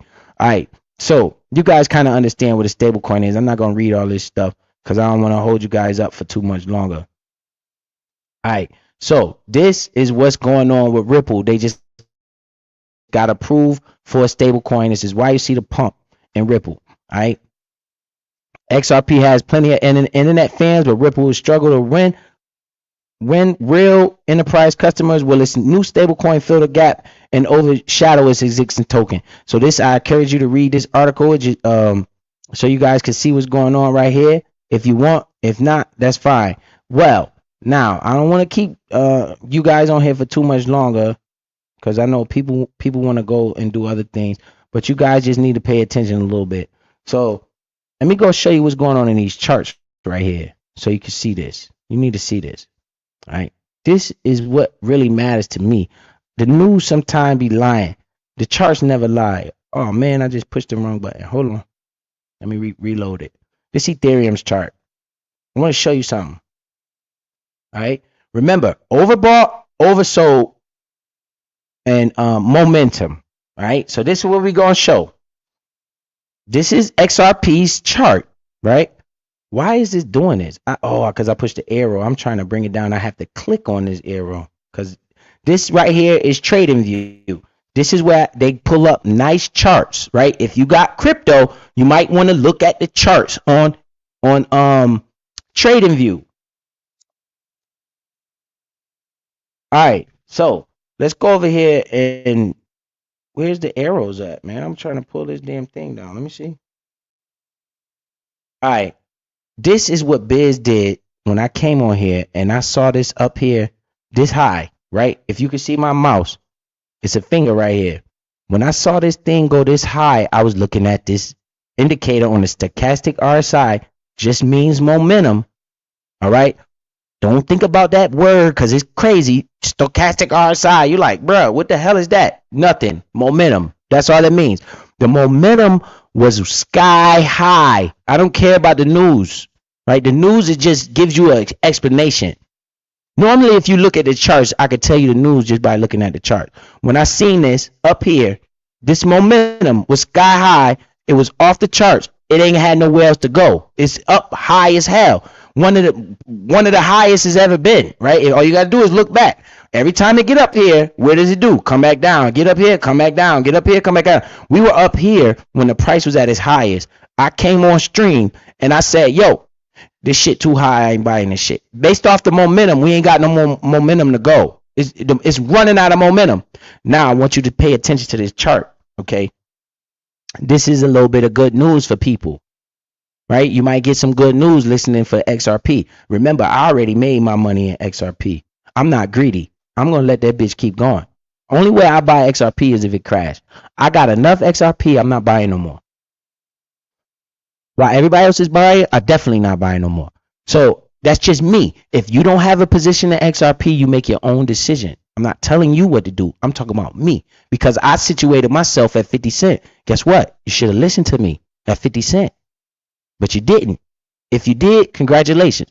If you didn't, that's on you, right? I took my money out of here when I saw this, and I saw this momentum up here, and this what really made me take the money out. This RSI, all this means is overbought and oversold, right? Once we break past this 70 level on this RSI, when we were up here, the fucking market was extremely red hot. I saw this RSI sitting up here, and I saw this momentum. It was sitting up here, and I'm looking, and I said, yo, this shit about to come down. And I told you guys this shit was going to come down. I did a whole live stream about this, and look what happened. The price came all the way back down here to $1.91. This is where the price dropped. Now look at the momentum. The momentum is now to the downside. We want this. I'm going to blow this up. I want to get this bigger so you can see it. We want this to cross up. When the orange line is on top of the blue line, that means momentum is to the downside, right? When I saw this, the blue line was reaching a peak on this chart. It signaled to me we are running out of momentum. The momentum is going to leave out the market. Now look, the momentum has took a breath.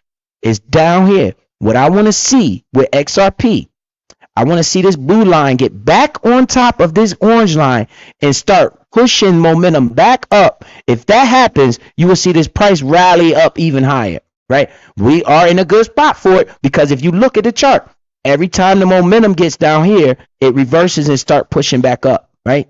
So that's all we want to look at. Stochastic RSI means momentum. So don't get your brain too much messed up thinking about that, right? The RSI we want to look at as overbought and oversold. Remember, when we break out past this 70 level, that's telling you the market is overbought. So the combination of these two charts at this particular point in time told me that this market was going to come down. I couldn't be certain because can't nobody be certain with a degree of certainty, say 100%. But the likelihood of it continuing to go up from this point, it was very low. That's why I'm looking at it right here. And I said that. And I said, guys, this would be dangerous as hell if you buy this. Where were we at? At like $1.80? $1.88 it pushed up to. $1.88. I said this is dangerous because I was looking at this chart. And guess what everybody in the world was doing? Yo, you see XRP? Yo, I need to get XRP. I'm like, yo, these dudes tripping. That's why I sold the majority of my XRP right here. Because of looking at these charts. And I took my initial investment out plus a little bit of profit, and now the market's starting to go down. Now look, you see this overbought shit, this overbought the RSI. Let me get this off the screen so you can see. Putting up these ads. This overbought had dropped back down into this 70 area. What is that? That can be good or bad, right? Because this momentum, this overbought could start going down in here. Now, once we get down here with the overbought and we got the momentum down here, that's a good time to buy. Because why? It's oversold. That means too many people selling. That's what that means. So if this shit go down here, it means too many people selling. That means I want to buy. I want to do the opposite of everybody else, right? So pay attention to these charts. This is what you want to look at on TradingView, right? You could do this yourself. Just pull up these two indicators, this stochastic RSI and this RSI. RSI means overbought, oversold. Once we get up into this overbought area, that means too many people buying. Yeah, we can stay overbought for a while, but what is the risk versus the reward? Is an investor, any savvy investor that's looking at this chart, they wasn't buying this shit. It was the knuckleheads that's just jumping into crypto right now that was buying this. A real investor, they looking at this like, bro, I ain't buying this. And you can see this yellow line if you pay attention. This yellow line was acting as support. Now, this is when I start talking Spanish to some people, but I'm trying to get you to understand what I'm saying. Just follow me a little bit. Anytime the price action is above this yellow line, we call that support. Okay, so that means the price action was being supported by this yellow line. So every time it would come to this yellow line, it would push up higher. Now what's happening? This yellow line has got on top of this action with this RSI. So now this yellow line will be resistance. You understand? So if this yellow line starts coming down and this this indicator don't push up through this yellow line again, that means it's going to go down and down and down and down. And what does that do? We already got our momentum to the downside, right? The momentum might push this price down and down and down and down until these indicators reset. I want to see, before I start buying XRP, I want to see this indicator down here. And then I'll start buying again if I choose to, right? I made a successful investment in this play already. I'm straight, right? But you never know. This momentum could push back up and we could go right back up into this overbought area. But remember, if we go back up into this overbought area, the price is overbought. That's telling you it's too many people buying this shit. You should be selling at that time, right? If we push back up into this overbought area, I'm probably going to start selling the shit I already got because I'm trying to get a better price, right? Only way I'm going to start buying this again is if this overbought goes down either to this neutral level in the middle around 49.50 on this RSI. If we get back to this middle area, we might reset and go back up, right? But if it goes down to this part underneath this what is this number? This 30 area. If we go below that 30 area, that means it's oversold. That means too many people selling. It's a great indicator to be buying at that time, right? So pay attention to this type of stuff. This will help you understand when is a good entry for you. And we could do that with damn near any with everything. This chart is for everything. Let's go. We could pick one. Let's pick one. All right, let me search. Let's go to Shiba Inu's chart. I didn't look at Shiba Inu's chart. I just bought it because it dipped. Let's go look at Shiba Inu's chart. All right, we look at Shiba Inu's chart. Same thing, right? With the overbought, oversold. It got the same two indicators. Look, this is a better buy. Just to me, right? I'm not telling you what to do. I swear to God. Just by looking at these indicators, look, we got a better set for the RSI. That means it's neutral. Right, it's in the neutral area, right at that 50 range, right? We got the momentum with the momentum curling up. the momentum, if once this blue line get back on top of this orange line, that means we got upwards momentum, right? It's going to maybe push back up into this overbought area, this overbought area with the momentum. We want this momentum to get their ass back up here and get this price back into overbought, and I'll be selling at that point, right? And then once it drop back down here, we're going to be good. So this looks okay to buy to me. And I wouldn't say this is the best. The best would be for the indicator to be down here. But if you look at Shiba Inu, Shiba Inu is in a trend. I should put a line on here. Let me try this. Put this line on here. Right? So we could put this line, draw this line, right? If you make this imaginary line, see we in a trend right there? See that trend? Let's stretch this line out. We're going to touch each touch point, right? Boom. So if you look at this line, this is not hard, people. Don't make it harder than what it is. It's very easy. You see this line? We got an upwards trend in Shiba Inu, right? If we lose this line of support, we might go back down here, which will give me a better buying opportunity. I might see the price go back down in this area. I won't be mad, right? I won't be mad. But this looks solid to me, not the ideal, because I would want it to be in that oversold area. If I see it in that oversold area, I probably go start buying, because that's telling the indicator is telling me, hey guys, it's basically screaming at you like, yo, too many people selling, you might want to buy. I'm discounted. That's what it's telling you. When it's up high, you like, hey man, I'm overbought. It's too many people buying. You might want to sell a little bit. That's what those indicators tell you. That's why they call them indicators. We could look at Crow Coin. Let's look at Crow. I didn't look at Crow. I need to look at Crow. Let me take a look at this. Crypto.com.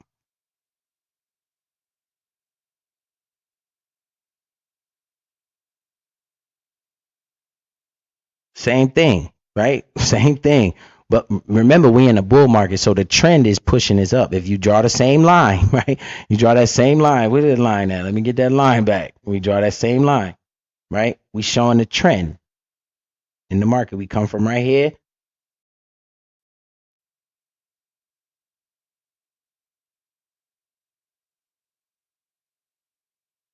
So the point with this line is to draw the line so you got touch points. You want multiple touch points on this line. So as we bouncing off, boom, it bounced off, it go up here. We could possibly come back down here with the price, bounce off again. I want to get back up here, but look at this momentum. You see the blue line starting to get back on top of that orange line? I don't know if you guys can see that. Let me try to make it to where you can see it. The blue line starting to get back on top of that orange line. That's good. That means momentum is starting to come back into the market. And I wanted to get back up here, which will probably push this price up.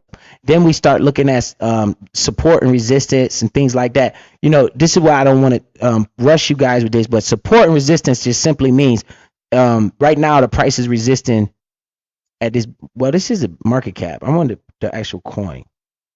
Look at the coin. Find this damn coin. I want this full chart, motherfucker.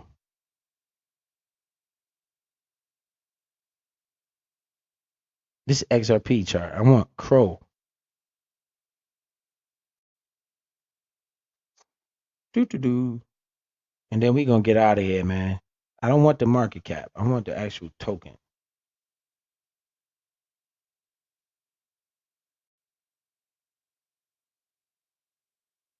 All right. It's the same. It's the same. It was just showing me the market cap, but it's the same. But all this means, man, when I talk about support and resistance, this diagonal line is called the trend line. Okay, it's called the trend line.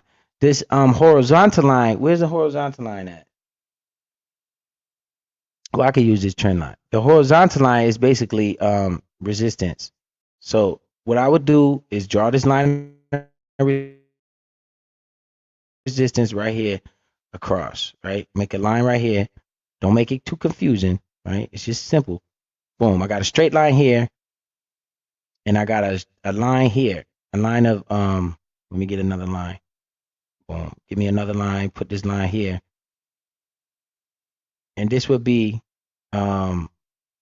resistance. So you got support and resistance. This is just like I'm just showing you it's not perfect, But as you can see, because I can see the diagonal. I'm just trying to show you before, so you could get an idea of what support and resistance is.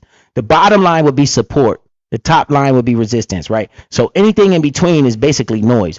If we break down and go below this line of support, we have potential to go lower. If we break up out of this, we got potential to go higher. That's all that means, right? When you're looking at these charts. So you have the support and resistance lines right here, and then you have the trend line when you want to see the diagonal move. That's the trend line. So we have a trend line in the chart as well. The trend line is showing us bullish activity going on in the market. So whenever I see a dip like this is what I did. I buy it. Now I'm pushing back up, and then these candlesticks, these long candlesticks, they call wicks, right? So when you see the body of the candle, I'm trying to not overwhelm y'all because I know y'all like, what the fuck is this dude talking about? So this candle, okay, you got the body of the candle right here. That's a candle. The top part is a wick, right? So if you notice, when you got the wick on top and it's basically pushing down, think about it pushing down. When you got the wick on the bottom, think about it pushing up. It's pushing price up, right? So the wicks right here are to the down, the up is pushing price up. You can see the wicks kind of like lifting it up. So this market might go up if we keep touching this this resistance line right here. We fuck around and break past 20 cents and go to 25 cents, like real talk. Matter of fact, it might go higher. I need to look. Let me zoom out and see. This stuff is stuff that I learned. You guys can learn this stuff too. I can bring this to you. I want to look. If this thing break, hold on, man. If this thing break past 20 cents, the next look, I'm gonna show you something, right? This is just what I've been learning, right? I'm just gonna show you something. Let me just make a random line, right? This is the last time we had resistance, right? This line would be the price target right here, man, at 50 cents. God damn. If we break out of this right here, if we break out of this channel right here, it's nothing in the middle of this that could stop us from moving until we get to around here. I would say between 40 and 50 cents, it'll be, if this thing break past 20 cents, we're going to see an explosion in price, yo. And that's just me guessing, right? And I'm just doing that because I'm looking left on the chart. All I'm looking for is area of confluence in the chart. Where's the most static at, right? Right now, when you look to your left, the most static you see is right here. So, all right, let's just go from the bottom of this static point. Let's get it better, because that 50 cent, boy, that should have made me a lot of fucking money. Let's just go right here to this point. Yeah, around 37 cents, 35, 37 cents. That can be the next area of resistance, right? So if we break out of this bitch, we might go up and hit this line and then come back down to retest this 20 cent level and then try to hit this line again. We break through, the next resistance will be at 50 cent, and we keep breaking through. It's another line of resistance. All you're looking for is confluence in the chart, right? This is not hard shit. This is just simple shit, right? This would be another line. These lines are not accurate. I'm just putting them up there, right? Just trying to give you an idea. All I'm looking for is, damn, I thought I clicked it. All I'm looking for is, when I look to my left, where was the last time it was bouncing? See, this is where it was bouncing at. Boom, boom, boom. So that's telling me it's an area of support and resistance right here. And it's another area right here. And that would be at 70 cents. So if we break through this 20 cent range, man, we might go to 40 cents. And that's just me looking at this. And I'm being straight up serious. We might go all the way to 40 cents and then come back down to retest this support right here at 20 cents.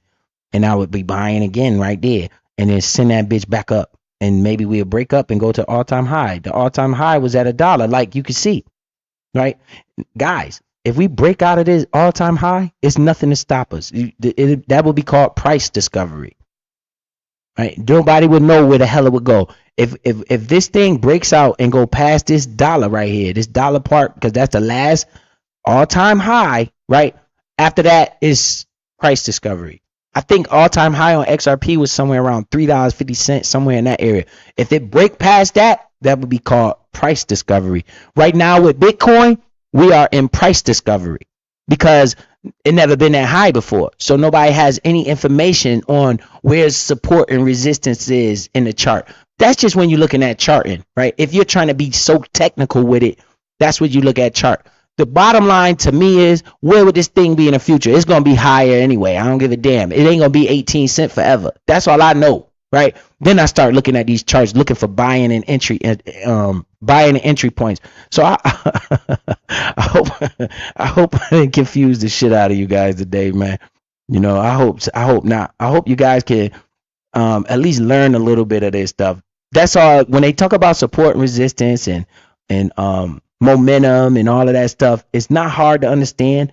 It takes a little while to pay attention to it. Then I could get in and show you what type of candles are, because you could look at the, but that's what more for day traders and stuff like that. Because I look at all of this stuff. You know, I want to know about all of this shit. That's why I'm looking at it.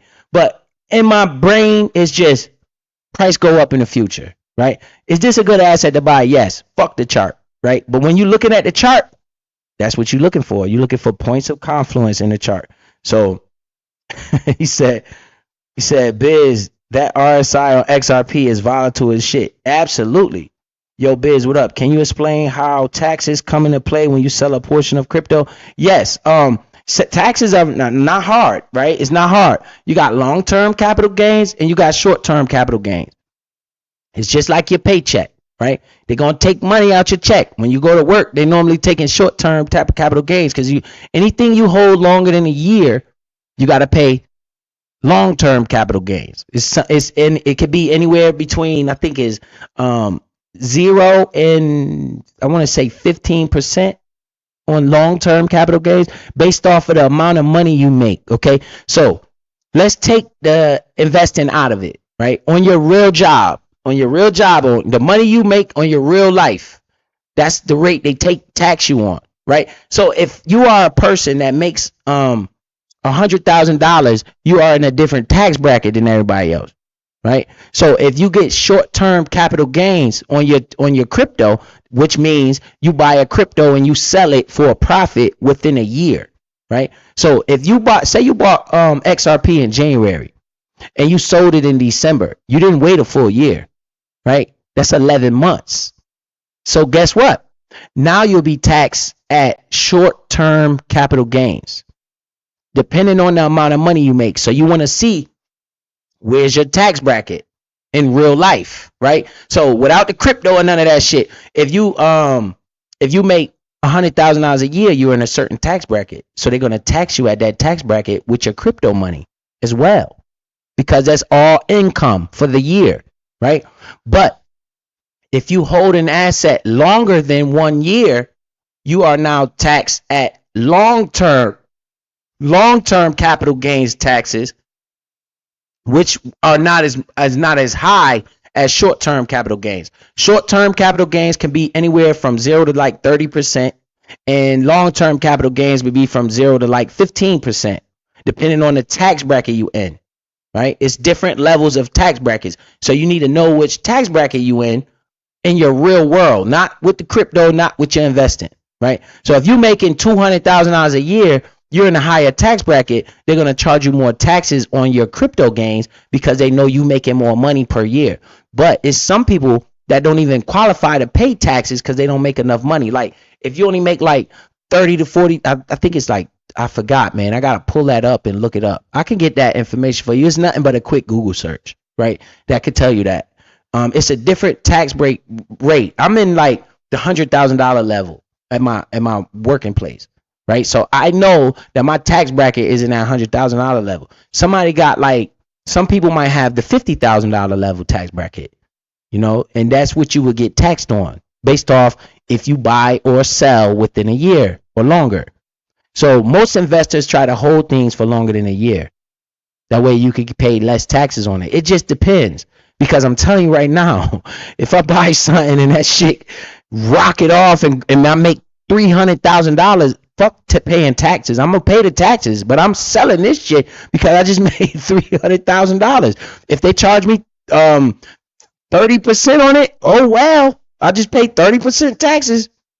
Well, it just depends on your the amount of money you make. Just think about it. If you went and you hit the lottery, Would you be mad that you hit the lottery because you got to pay taxes? It might be annoying, but you gonna still take that money.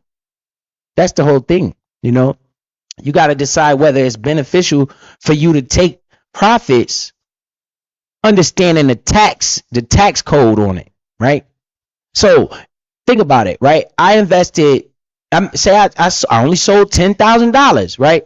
All of that money ain't profit because you got to think. Some of that money was my initial investment. So say I made $5,000 on the sold, and I'm profit $5,000, and they tax me at a rate of 30%. That means I got to pay. Let's do the math, right? 30% of $5,000 means I have to pay that for the taxes on the crypto investment, unless I got something to offset that taxes. Like you might have losses too, because the government also gives you like $3,000 a year you can claim on your taxes as losses. So if I lose in a position, I can use that as a tax offset to offset my gains and try to make it even. You know what I mean? It just depends on your financial situation. I hope that makes sense. I hope that makes sense, bro. Do you understand that? Let's see. Let me, where my phone at? Let me do. I'm gonna go right here. I'm gonna tell you. And pull my calculator. So let's say I profit $5,000, right? Times 0.30. I'll have to pay $1,500 of that for taxes. So that means I would profit $3,500 from that trade if I decide to trade that. You understand? But that's at a 30% tax rate. Now let's see if I profit $5,000 and we add a 15% tax rate. So let's say 0.15. $750 I'll have to pay for taxes.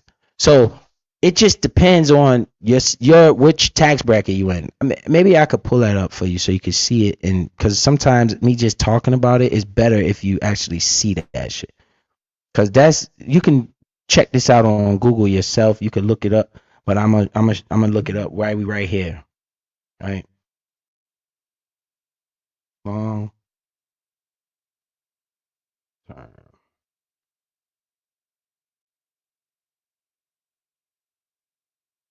All right. So look, let me show you. All right. So if you make under $47,000, you don't gotta pay no. It say 0%. If you make under 47,000, for single and for 94 or less, filing jointly. So if I had a wife or something, and we was filing together, then I won't have to pay no taxes. That's what this is saying. This must be a new law, because last time I checked, this is some new shit. This say 2024. I thought you had to pay more than that, but just make sure you got money to pay the damn tax man when they ask you. Don't spend all your money on bullshit. Make sure you pay the tax man. You got to pay tax. This is America. Okay, it say on Thursday release 2024 adjustment inflation. The single filers can earn up to $47,000 in taxable income and still pay zero for long-term capital gains. Okay, so you know where you stand at. I don't know how much money each person make. This is for long-term capital gains. All right, let's see short-term. Because most people going to get this short-term right here because they're going to buy something and see that shit shoot up and they're going to end up paying taxes. But don't let that stop you from investing. So let's see.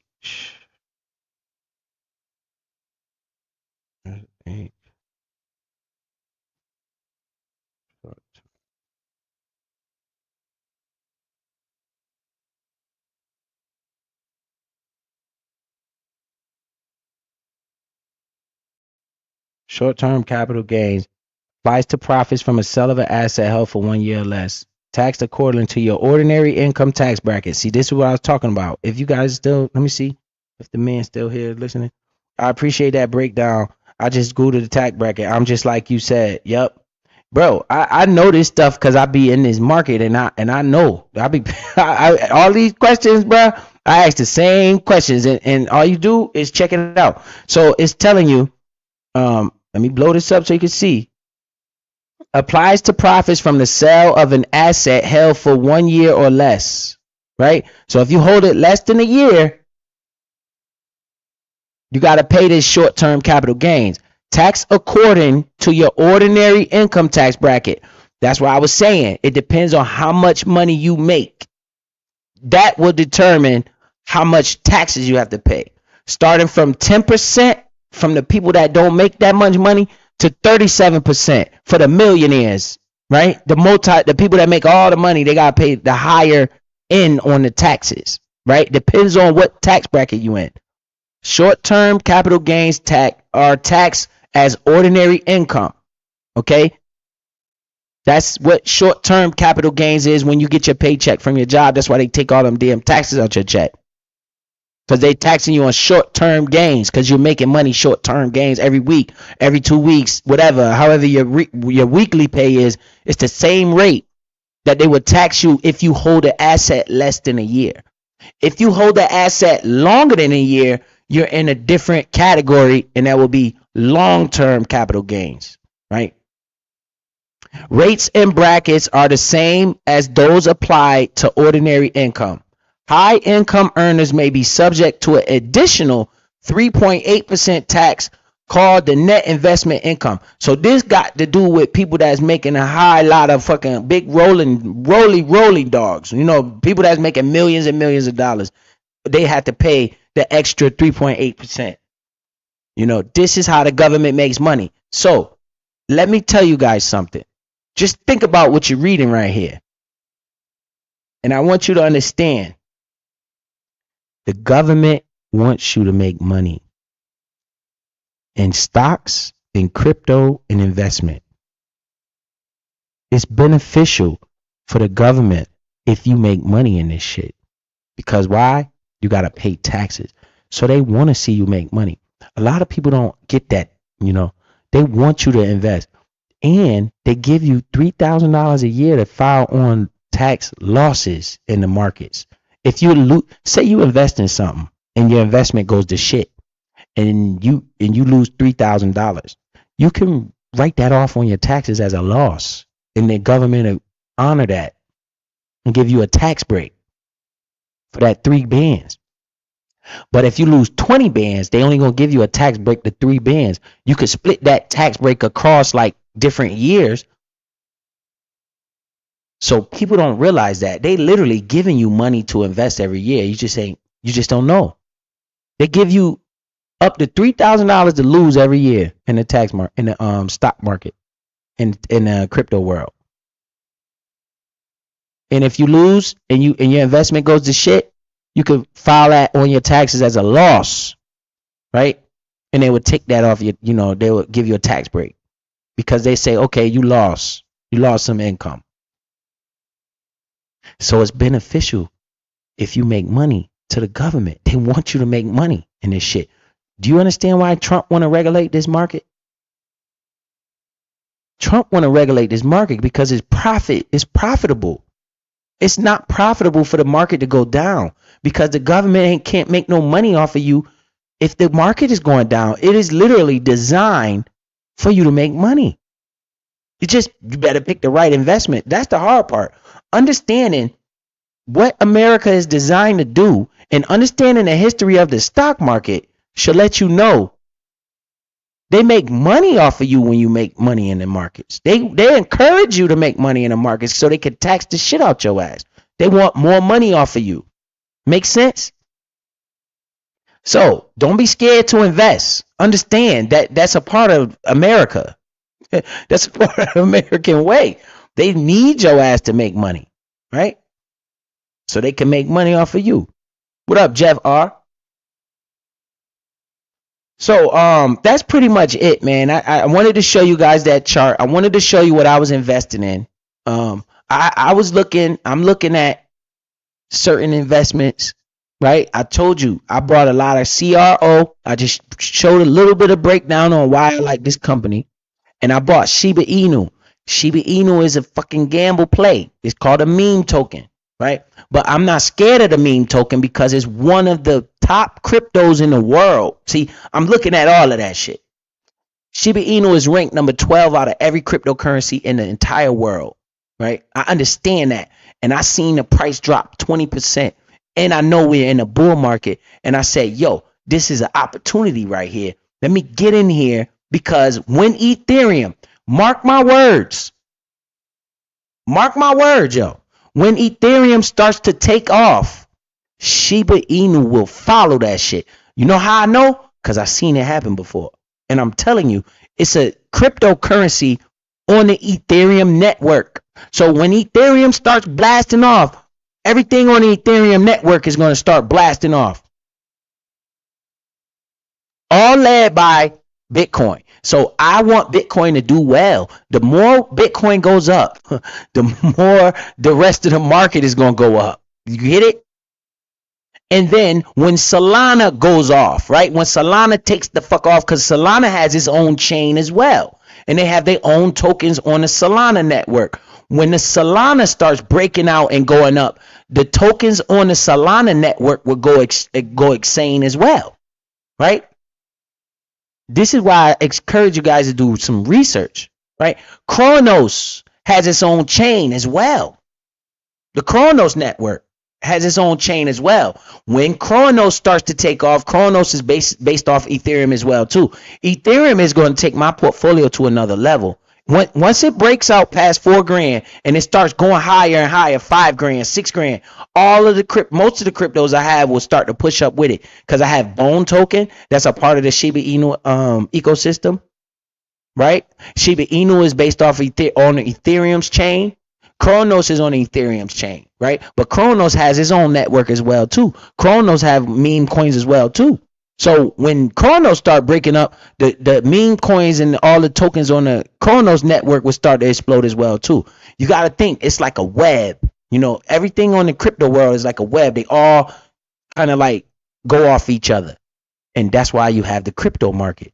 Just be very cautious about the new tokens that coming into this market. Those are the ones that give crypto a bad name. Those are the ones that be the scam coins that ain't been around that long, that somebody just launched yesterday and that shit shoot up and it crashed and they took all the money.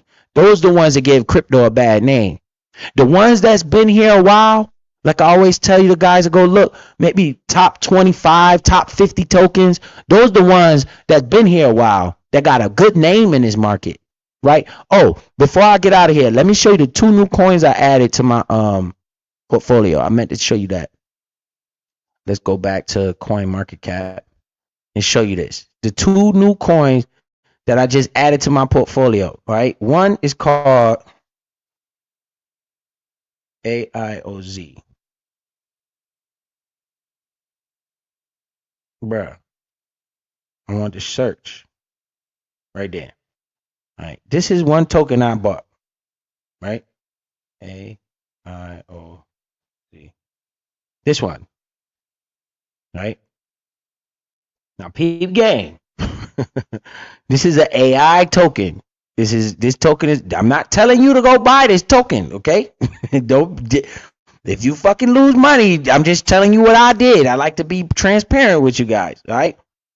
You better go. I bought it down here. When I seen this dip, I'm telling you, I bought it down here. So this token in my portfolio is in the green right now. My first entry was when I seen this dip. All right, so this is one of the tokens I just bought, right? We can look at the market cap. It's at $1.3 billion. It's an AI coin, right? Now, when you look at the history of this token, we're going to go back to 1 year, right? Look where we were at. I should have been paying attention over here. It was 13 cents. Right now it's $1, but I just bought it anyway. I'm like, shit, let me get into this rally.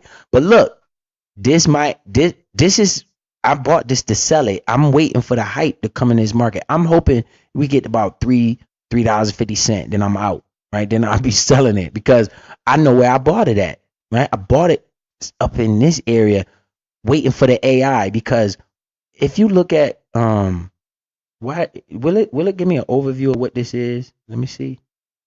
It should, man. See how they got the AI? This is a narrative, and that's why I said don't do what I'm doing, and understand. I only put $1,000 in here. I didn't put a lot of money in here, right? I only put $1,000 in here. I'm telling you, I didn't put $5,000 in here. That would be almost suicidal, right? I'm thinking like, yo, what's my risk to reward? Do I got $1,000 to lose? Yes. Okay, if I got $1,000 to lose, then I'm gonna buy it, put it in here because why? This is the AI token. This is a artificial intelligence token. So once all this AI shit start popping, what you think this token gonna do? It's up 700%. I'm looking at this shit. I'm like, man, let me get in here. See what it say? IOZ network is a DePIN for Web3 artificial intelligence storage and streaming. ISO, whatever, I don't know how to say it. IZOS, whatever. I just know it's an AI coin. Empowers faster, secure, decentralized future, powered by a global network, whatever. All of this talking about, to me, is just an AI token. And that's one of the best. So I'm in there. And if it keep going up, I'm gonna be getting the hell out of here once I double. I don't even need to double my money. If this shit go to $2, $2.50, I might be trying to get the hell out of the way. I just wanted to buy a piece of this, right? If it goes down, I'll be happy, right? I want to see it go down. That $1,000 I put in there, that's just a starter. That's the starter position. But now the market going up, I won't buy it no more. I'll just be short. If it keep going up, oh well, it just go up. I don't want to buy no more. I just started the position when I saw the dip. That's what I did. I waited till I saw that dip and I started my position right there with a starter entry position, $1,000 that I could throw in the trash and it won't hurt me. There you go. Throw right there.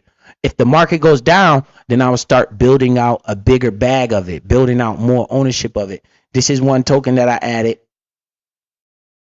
right, with a $1 billion market cap. I think this thing can go up even higher. So let's look at the other token that I added. It's called Beam, right? BEAM. This one. This is a gaming token, right? So I got a meme token. I got a exchange coin token. I got an AI token, and I got XRP, which is a utility token, and I got some Stellar too. I got Stellar, that's also a utility token. Those narratives are going to be powerful in this bull run when it comes to the altcoin season, right? I want to have all the bases covered. Those are the most powerful narratives. This is a gaming token, right? 3 cents, right? It was at like 1 cent. Now it's at 3 cents. I just bought a little bit of this too. I put like $1,000 in this one as well, right? What's the market cap? 1.8 billion, right? I'm cool with it. It's a game token. It's a narrative driven token, right? These tokens will have good narratives. All right, let me explain. Utility. What's the narrative around utility? Real world use, Donald Trump, all of this shit going on with utility. Then you got the AI narrative, right? People talking about AI. We got artificial intelligence this, artificial intelligence that, chat GPT, all this fucking AI bullshit. So I say, let me get some AI. I looked up what's the best AI token. I figured it was AIOZ. Let me get that. That's the most popular, the most everybody's looking at that when they talk about AI in the crypto world. They're looking at that damn token. So that's why I put some money over there, right? Just in case, right? You never know. Now we got the gaming narrative inside the crypto world.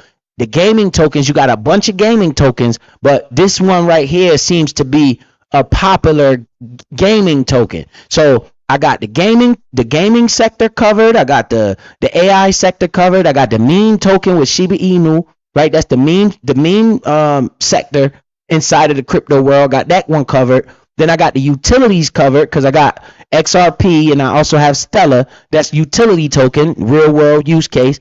And then I'm chilling. I'm sitting back chilling. I'm waiting for this market to explode or go down. I'm covered both ways. If these tokens start going down, that's when I will add more money. I will not add more money if they go up. I will not, because I'm not stupid. I'm not going to keep buying the hype. Do I got $1,000 to lose? Yes. Okay. A little baby position. Let me throw $1,000 at it. Ain't no money. Here you go. I could lose that. Will I lose my rent or anything if I put $1,000 in there? No. So what I did was I bought $1,000 worth of Beam and I bought $1,000 worth of AIOZ. That's $2,000 that I'm willing to risk. That is, I understand my risk, right? If the market goes down, I understand that I'm willing to buy more of these tokens. What I did was just a starter position. If the market starts going up higher, I would just let it run. Just let it go up. I'm not going to add any money into any of these fucking tokens until the market starts going down. If it never goes down, oh well. I'm not going to chase and be greedy and start throwing more money, because remember, the higher it goes, the more risk it is. The more risk is involved, the higher it goes. I understand that, right? I just wanted to have an AI coin and I wanted a gaming coin because those are the biggest narratives in the stock market. In the crypto market.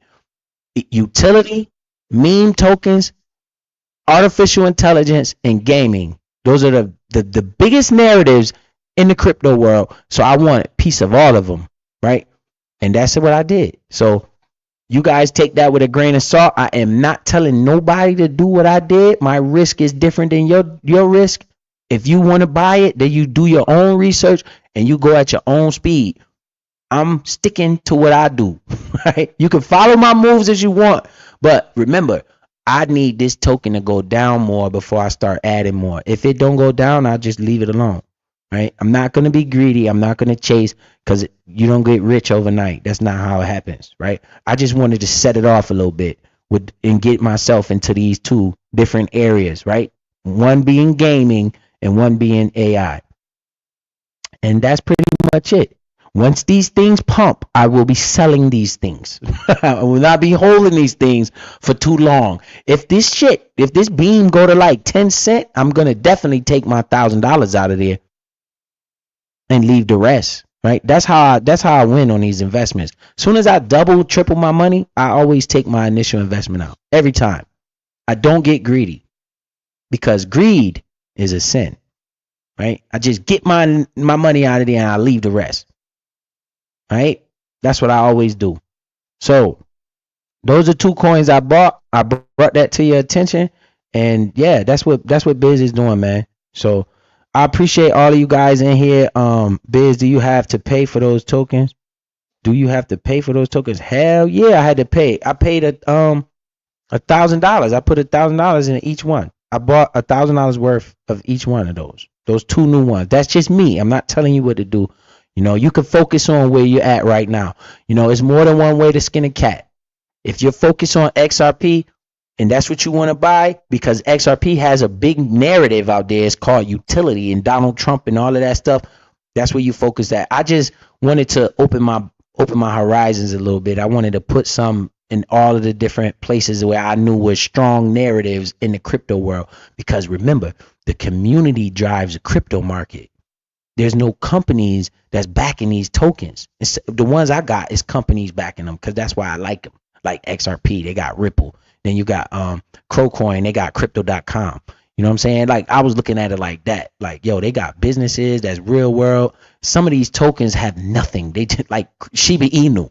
It's nothing. It's just a narrative. Like, oh, the meme season, and then the meme tokens go bananas, and I'll be selling that shit. Once the meme tokens start going insane, I'll be selling them. You know what happened to me one time? I had Shiba Inu, man. I've been holding Shiba Inu for a long time. I literally, when I first bought Shiba Inu, I made like $10,000 in a day. I was like, holy shit, I'm about to be rich, right? I watch all that money just go away. It just evaporated. Should have sold it. And I understand why. Because it's a fucking meme token. It's a gamble. That thing was moving so fast. It was like 1,000, 2,000, 3,000, 3,500, 4,500. I was like, holy shit. Look at this thing. I'm about to be rich. This thing about to go up forever. That's where I fucked up at. Once it's too good to be true, it normally is too good to be true. And that's telling you, stop being greedy. So this happened to me before. Multiple times this happened to me. I seen an investment that I had run up, making 20, man, my realtor will tell you. This how I learned about this shit. Because I had an investment called Workhorse, right? Bought that shit at like $2. That shit went to $40 and I was still holding like a dumbass. I was still holding it. I was up like 30 grand. And then listen, right? Listen, I had it at like 30. I bought it at like $2. That shit went up to like $40, right? I had like 30 grand in the damn investment and I didn't sell it. Then it dropped all the way down to $15. And I was like, yo, what the fuck? This thing need to go back up. Then it went back up to $40 again. And I still didn't sell it like a dummy because I thought at that point, right? This was when the electric vehicle craze was out here, and Workhorse was a company that was making electric vehicle mail machine trucks, mail trucks, and it was a contract for the government. Whoever got the contract was gonna get like $6 billion to build a bunch of electric vehicle mail trucks, and I thought Workhorse was gonna win the contract. And I was holding because I said, yo, if they win this damn contract, this thing is going to go insane, which I would have been right. But guess what? They didn't win the fucking contract. Somebody else won the contract. But the stock went from $2. Listen, man, it went from $2 to $40 based off a hype of them getting the contract. So I was holding, betting that, yo, they gonna get this contract. If they get this damn contract, this stock probably go to $100. Then I was gonna sell. Nah, the announcement came out. They did not get the contract. I think Oshkosh or some shit like that got the contract, and then you know what happened. Right now the stock is like 10 cents. Oh, I sold it. When I seen the news headline that say they didn't get the contract, I was out. I sold all of that shit. I sold that shit ASAP because I was just in there. I made money on the investment, but I could have made extremely more money. I ended up selling at like $20 a share, $18 a share, something like that, when I could have literally sold that thing at like 40, but I was waiting on the news of them winning the contract because I'm like, yo, the government, everything, all this electric vehicle shit, that's what my narrative in my head was. Like I said, I be wrong sometimes. I still made money on investment, but I could have made more, right? I was like, yo, the government, if they get these electric vehicles, they had a mailman truck, the mailman be dropping mail off, and you can see a bunch of electric vehicles out here. This is when they talking about all this electric vehicle shit. In the market at one point, when the narrative is very important. You guys got to understand, man, the trend is your friend, right? When they had this electric vehicle craze going on, I'm talking about everything that was electric vehicle. When that shit hit the market, it was going to the moon. It was taking off, going insane. They got a company called Lucid Motors. They IPO'd. Soon as that motherfucker IPO'd, that bitch shot off to the moon. You're like, damn. Anything electric vehicles at that point with that narrative was going to the moon, right? The narrative right now is cryptocurrency. Period. Is Bitcoin. What is Donald Trump saying? Right?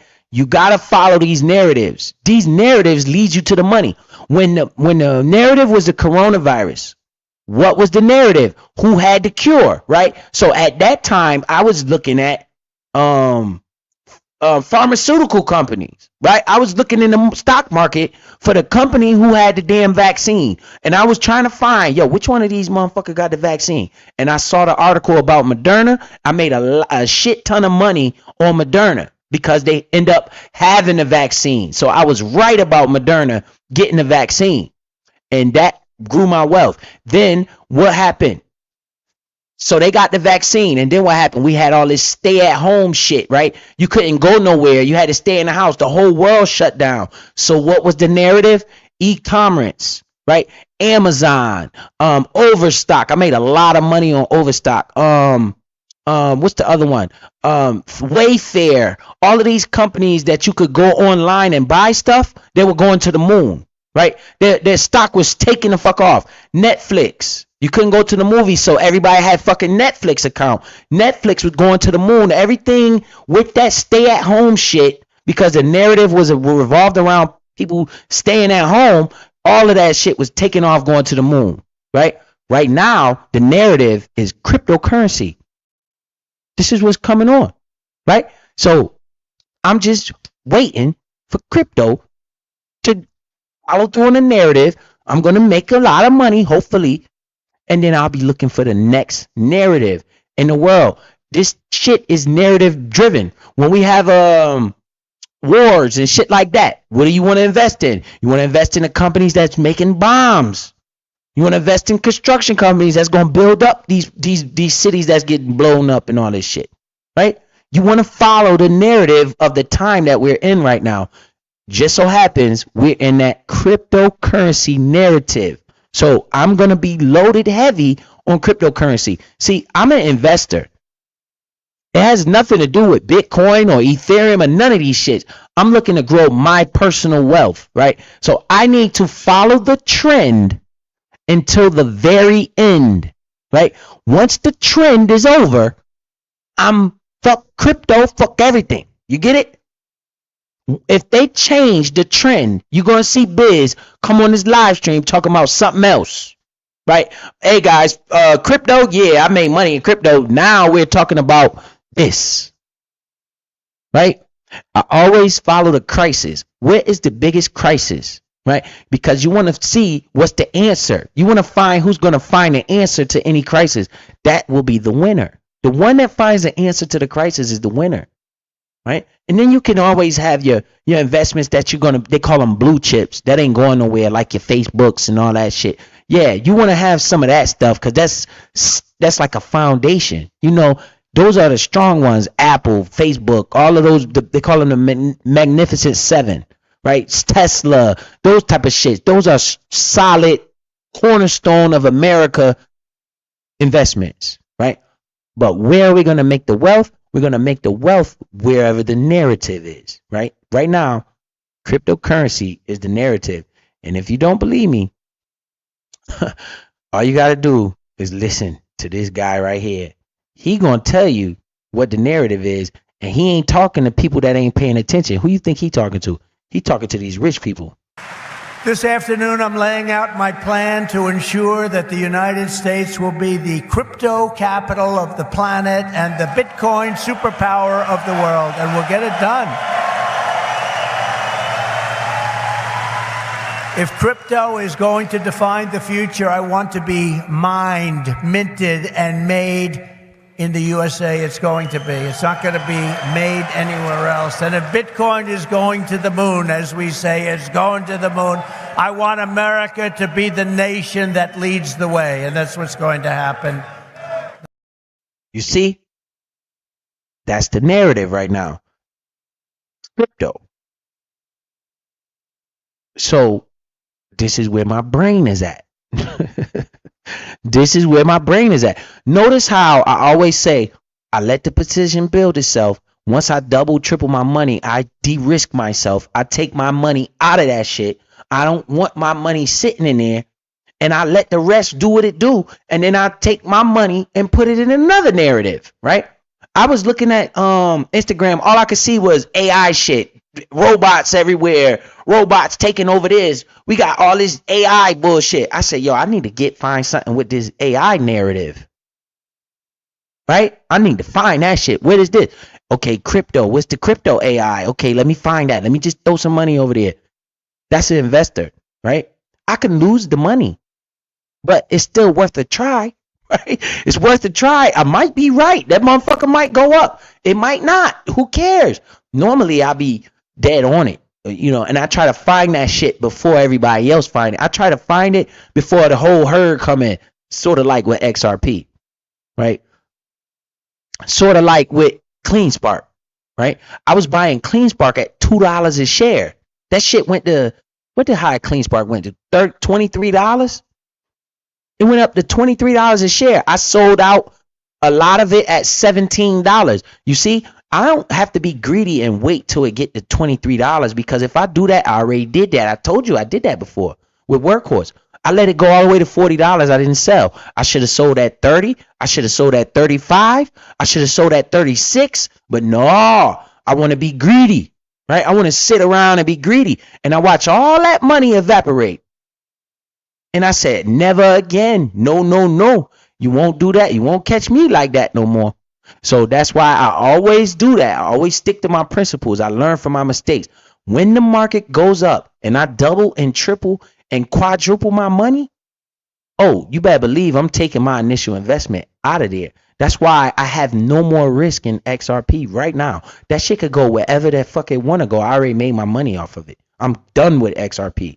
Unless it goes down to that $1.75 area that I'm telling you about. If that shit goes back down to that $1.75 area, I will be buying that shit again because I understand the future of XRP. Right?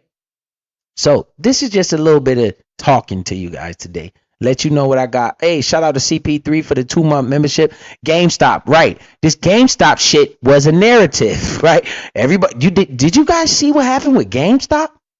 What was the narrative? They were tired of the big hedge funds shorting the shit out of GameStop, and they put that shit all over Reddit, and the whole world got behind the narrative, and next thing you know, GameStop went absolutely insane.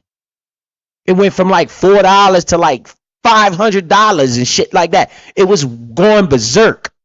You know, the narrative was the Wall Street, we're going to attack Wall Street. So everybody was just buying GameStop just to buy that shit. And it sent the price to Mars. Fuck the moon. That shit went to Mars, right?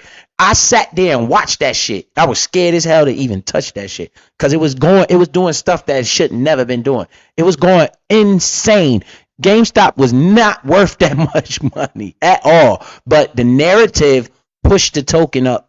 I mean, pushed the stock to levels that shouldn't have never even been there. And then what happened? It crashed. That's why I was scared to get in it. I didn't even get in that shit. I said, fuck that shit. Everybody buying that shit, y'all can have that shit. I'm going to stay over here where I'm comfortable at. I'm not about to put no money in that shit. That y'all can have that shit. What's the narrative? We finding the narratives, right? Yeah. Everything is percentage fees, right? So this is how crypto.com makes money. Okay, so Bitcoin might be on CoinMarketCap at $100,000. When you look on crypto.com, it might be $101,000. That's called slippage. That's how they make their money, right? They're gonna sell you a Bitcoin, but you think they're giving it to you for free? Hell no, they get the fees, right? And then you got 180 million people buying crypto. They get fees when you buy it, and they get fees when you sell it. That's how crypto.com make money. That's why I buy Crow token, because I believe crypto.com going to be a hell of a business in the future, right? So once I double, listen very carefully. Once I double and triple my money in crypto.com, I will be selling my initial investment out of that shit. Because I don't want no risk in there. I just want to have ownership of it without no risk, right? That's the goal. I could take that money that I invested once I double and triple my money, which I already did, but I got it staked, right? So I got to wait at least a year to take it out. So I already know what I'm doing with crypto. Crypto, I already double and triple my money in crypto.com, but I have to wait a year because I put it in the stake so I could get more rewards. That's what I did with it. So I got to wait until I think June of next year before I could sell any of it. And once I get my initial investment out, now I got money that I could take to another investment and do the same thing and still have money in Crow and still have money in XRP and still have money in CleanSpark. Right? That's what I like to do. That's the goal, man. You don't want to overstay your welcome in these companies. You never marry anybody's company. You marry to your wallet, bro. You don't marry these fucking Coke companies, fuck Amazon, all of them. If you die right now, that company ain't giving you nothing. They don't care nothing about you. You just a shareholder. You get it? So once you get your bread, get the fuck out the way and take your money and go invest that shit somewhere else. Because at the end of the day, it's all profit. Just think, I put $15,000 in CleanSpark. When I sold at $17, which probably I'm gonna regret but I don't care, right? I'm not being greedy. CleanSpark gonna probably end up going $40, $50 one day. I know that, but I don't give a damn. It's called opportunity cost, right? So I sold $26,000 out of CleanSpark, and I still got $20,000 sitting in CleanSpark. That's all free money. So I put $15,000 in there. Bitcoin start going crazy, doing what it do. CleanSpark follow Bitcoin up there. I sold a lot of it at $17, right? No, I sold half of my position at $17. Now I got $2,000 no, maybe 1,500 to 2,000 shares of CleanSpark for free that I didn't pay for because I got all of my money and some out of it.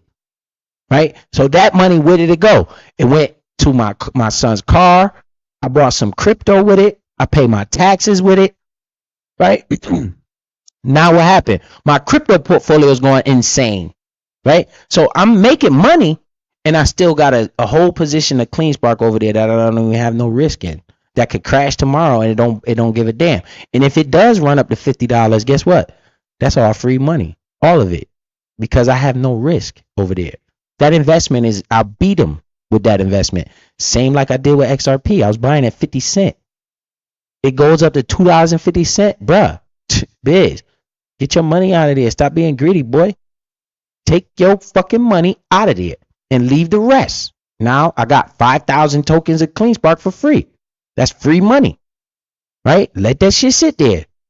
Go to the next one. Do it again. Shiba Inu. Next on the list. When that shit double and triple, bruh, I'm selling my money out of there. I'm going to take that money. Now I got Shiba Inu, XRP, CleanSpark. All that shit free. And then find the next investment. And then keep going. You know? That's how we rock, man. That's how we gonna break this curse. And then we gonna teach this shit to our kids, right? Once our kids learn this, imagine what they gonna be. Imagine what your kids can be if they learn this because of you teaching them. That's why I'm telling everybody this stuff for free. That's why I don't have these courses that all these people have. Every time you look on YouTube, I want you guys to see if I'm lying. Go look at these YouTubers. All these people is about is themselves, man. Go look at them. They always got a course they offer you. They always try to offer you some type of indicator bundles, all this bullshit that you got to pay thousands of dollars for. And then what? They get richer and richer and richer, and you still don't know what the hell you're doing. Right? But if you follow the trend and you stay where you're supposed to be, so you're going to make some money. So that's it, man. It said it went bankrupt, right? Hell yeah. You talking about what you call it? Workhorse. Man, that shit like 3 cents. I should show y'all that shit. It said, I'm still waiting for your reply from email. Let me see. When did you send the email? AV Chance. I'm gonna tell you right now. You gonna laugh at me, man. I gotta go through this email. I don't want to erase everything in here, but I think I need to because I got. Don't laugh, right? Don't laugh. I got 6,980. Nope, 7,005 emails in my inbox, and them shits be this type of shit. Samsung, Chase, what is this? Ancient Cure. It's like a bunch of bullshit in here. Disney. I'm like, bruh, I don't even know how these people get my email. This shit, wow. You know, I got all these damn emails. So I'm about to type. I need to go through this shit. It probably gonna take me a month to find out 7,000 freaking emails.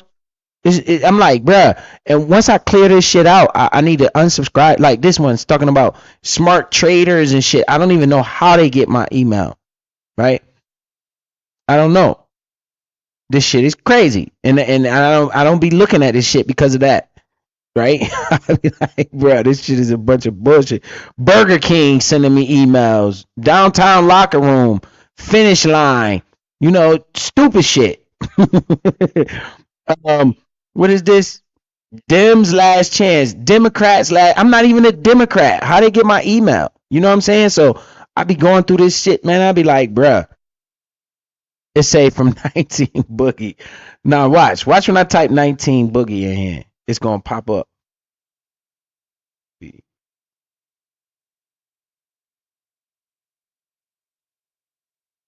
BOOGIE. 19 Boogie. Crypto withdrawal.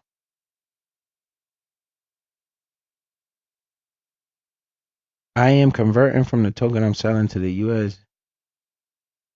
Wait, let me see. Oh, okay. The hell nah. You could you let me read this. Say no, you wanna convert it to cash. not to USDC. That's a stable coin, right? USDT, that's United States dollar tether, right? That's a stable coin. USDC is United States dollar, like a coin, United States dollar coin. You want to convert it to cash, right? On the top of your thing, is one side should say, matter of fact, what I'm gonna do, right? I'm gonna send you a video that's gonna show you how to sell, right? I'm gonna go on my when I get off of this, I'm gonna go look for a video that you could look at that'll show you how to sell to cash, because it's an option on there. I went through this on the last stream. You probably wasn't here because I was telling somebody about this in my last stream about the options that you have on there. One side says crypto, the other side says cash. You got to actually click onto it where it say cash, and then you can sell it for cash. Yep, I see it. But I'm sorry, V Chance, don't kick me. It's not that I ain't looking for you. I'm ignoring you. I wish I could tell you. Probably be like, bruh, I need an assistant or something, or somebody to get me out all these damn emails. You know, when you sign up for your email or something and they call it spam, I guess that should just come all in your email. I got literally 7,000 emails that is unread that I didn't even look at. But I don't want to erase, because if I go there right now and push erase all, I don't know what the fuck I'm erasing. You know what I'm saying? So I literally need to maybe 100 a day. I don't know. Look, just go through that bitch. Maybe 100 a day. Just erase them shits. But every day they send in more and more emails. That shit is so annoying, man. So annoying. Shit is so annoying. But when you just did what you did, you brought it to my attention, and I go look, then I'll see that shit. That's how I know. When you see me in the chat, be like, Biz, check your email. And I'll be like, oh, my bad. And I'll go check it. But I get Burger King emails in there. Wendy's and shit. Like, bruh, I don't want your Whopper, dude. I don't want these Junior Bacon cheeseburgers, man. Why y'all sending me these dumbass emails? And that shit just pile up in there, man. And it's just, I hate the email. Text messages, Instagram is perfect because I could see that. And it's like easier to respond. That email shit, that shit be in the way. It's not for the person, like for you sending the email. It's just so much dumb stuff. And you guys understand when I know all of you got emails and y'all go through it. And that spam shit get on my, man, they be talking to me about Russia and all that shit in my email. I'll be like, bro, who sent? Then you get the people that say, hi, I'm from this company, such and such. Would you like to buy car insurance? I'm like, dude, did I reach out to you? How the hell you get my damn email? Like, what the hell going on? I didn't sign up for no deal. I got Allstate, motherfucker. I've been had Allstate for 5 years, and now you want to try to sell me some car insurance? This should be driving me crazy. General Cornwall say he got over 330,000. Damn, bruh. Yeah, you got to go to your email.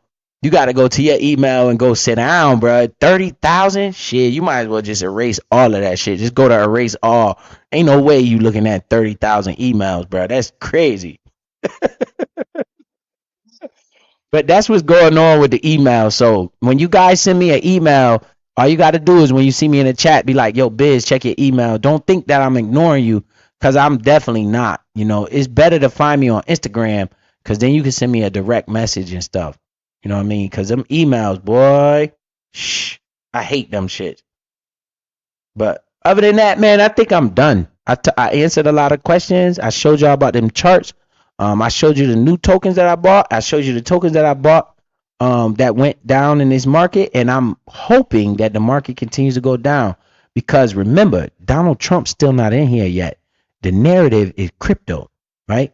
So I'm going to follow this narrative and I'm going to grow my wealth. And then people going to be like, Biz ain't even talking about Bitcoin no more. Y'all about 2 years late. I'm worried about what's going on now. You know what I'm saying? What's the new narrative? That's where my brain will be at. An investor never marries any company or any asset. Okay? An investor is always looking for a new opportunity. And that's what it is. I want to take a lot of this money that I'm going to make, which I already made a lot. I want to take a lot of this money and invest it into real estate, because that's a real tangible asset, right? I know what I want to do. I want to be able to make my life pay for itself, right? By renting properties. I don't want to buy a house. See, I'm gonna tell you what I want to buy. I want to buy an apartment building, like where it's like maybe 10 to 15 units in that bitch, and I'm getting money from everybody in that motherfucker. See, that's where my brain at. I want to get enough money that I could go buy an apartment building with, a lot of doors in there, at least 10. My realtor been talking to me about that. He's investing with me as well. So he's talking about, bruh, he like, yo, when we hit this market, when we get this money out of this market, he said, man, if we get $100,000 a piece, we could go buy an apartment building. I said, hell yeah. I want to buy an apartment building. I don't want to buy a single family home that I'm just depending on one person. Nah, I want to buy an apartment building where it's 15, 20 doors. That's what I'm talking about. That's what I want to buy. A good apartment building where I can rent this bitch out. And yeah, I'm getting rent from all of y'all. All of y'all pay me. That's what I want to buy. I don't know how much, but my realtor, he don't want to do all that stuff. So I let him do that. But yeah, that's what I want. You know what I'm saying? A lot of people buy like a house and then rent it out. That's a good, a good come up. It is, but I don't want to be dependent on one person, because say that family get in a divorce or something, or they go and their kids or something, whatever happens, they move. Now you stuck. You got to find a whole nother renter. You got to make sure you get a renter in there ASAP to pay for that shit. It works for a lot of people, but I want to get an apartment building. So it ain't just one person I'm dependent on. I got a whole bunch of people in here. Y'all could leave when y'all want to leave. Somebody else will be in here. You know what I mean? That's what I'm want to find. And yes, I will be taking Section 8 because I need that guaranteed money from the government. Yep. You gonna pay me. That's what I'm thinking about. So, but that's what I want to do, man. I want to take this money that I'm making and then turn it into real world assets and then go right back to this market. So this is all I always tell people. Once you make life-changing wealth out of these markets, you don't give the money back. Okay, you don't leave the money in there and give it back. Now you know that you just change your life in real life. Now you take that money and you transfer it into real assets in the real world, like real estate. This is what the fuck these investors be doing. So say I make, let's just say $100,000. I'm very close to cracking $100,000. By the way, since I started this channel, I'm very close to cracking 100,000. Right? So say I got to 100,000. I probably would take out $80,000 of that money and put it into the real world, and then start over with $20,000 back into the market again and do that shit again while I got these real world assets working for me in real life, paying me in real life, and I'm profiting off of that. That's what I want to do. You get it? And then take that $20,000 and start all over again with the investing, and then grow that 20,000 back to 100,000 and do that shit again. But that's where my brain at. I'm trying to be an investor. It ain't all about Bitcoin. So these people crazy. They don't listen to my streams. I'm talking now. I'm on XRP. They still talking about Bitcoin. You see my backdrop? Got XRP on the left, Bitcoin on the right. I bought some Shiba Inu today. Next thing they gonna be saying is Bitcoin, Bitcoin, Bitcoin. I'm like, duh, I just bought some Procoin, stupid. You talking about Bitcoin. I told y'all I been sold the Bitcoin I had. I'm buying XRP. I give Bitcoin to people so they can get involved. I want your attention over here. Right? So I give you the Bitcoin so you could go do some research, and then you understand what Bitcoin is. Once you understand what Bitcoin is, then you're going to understand what XRP is and Ethereum is. All it takes is a little education, and then you'll understand how the crypto market works. And then you'll ask yourself, damn, why I wasn't in this sooner? I should have been in this shit sooner. But with that being said, man, I don't want to hold y'all all night. You know what I'm saying? We had a nice little live stream today. I think it was good. We talked about the long-term capital gains, short-term capital gains. We talked about a lot of stuff. I appreciate all of y'all in here. And V Chance, I will definitely be sending you something you could watch to try to help you sell that and turn it into cash. All right, but you guys have a good night, man. I'm about to get up here and see who live. What time is it? 9:30. I'm gonna see who live, jumping in these chats, and you guys can watch the replay if you want. If not, that's on you. Remember, Viz don't come here for nothing. I come here to try to teach and educate. Other than that, God will bless me. You know, God will bless me. So I appreciate all of you pulling up. Appreciate you, Miss Lethal, for being here. Appreciate you, DT, General Cornrow. We got V Chance in the building. Appreciate all of you guys that pulled up, man. Phoenix Rising. Who else was in here? I seen CP3, my bro. PK Beer in this thing. Paul Thomas. Salute to you, bro. I seen you, Paul Thomas. Let's go. You know what I'm saying? We in here. We in here, man. Jigsaw. I appreciate you, Jigsaw, man. Thank you for subscription. That's what's up, man. We gonna make money around here. And we not gonna marry none of these assets. We gonna use these assets for real world life. We got Nene Loyal done pulled up on me. Double Speak was in here. Finici was in this thing. Salute to Finici. Janelle Biz, are you open to give one-on-one? I will pay you for the time. Hey Janelle, I'll show you for free, man. I don't want to charge you. The money you gonna pay me, I want you to invest it. All right? God gonna bless me. Janelle, I'll help you. All right? Definitely. But you ain't got to charge. I don't got to charge you. That's what the problem is, man. A lot of people be charging people, man. The money you invest, the money you paying me, you could be putting that shit in the market, making money, and that's what you need. You know, you need to make that money for your family, man. God bless me already. I'm straight. You know, I'm not in this to make anything or take anything from the people, man. That's not how I move. Jaron Gordon in the building. Coinbase. Okay, I see this question right here. He says, I was hearing something about if you use Coinbase is not actually yours. This is correct, right? Coinbase is the custodian. So just like Crypto.com. But Crypto.com has a decentralized wallet as well.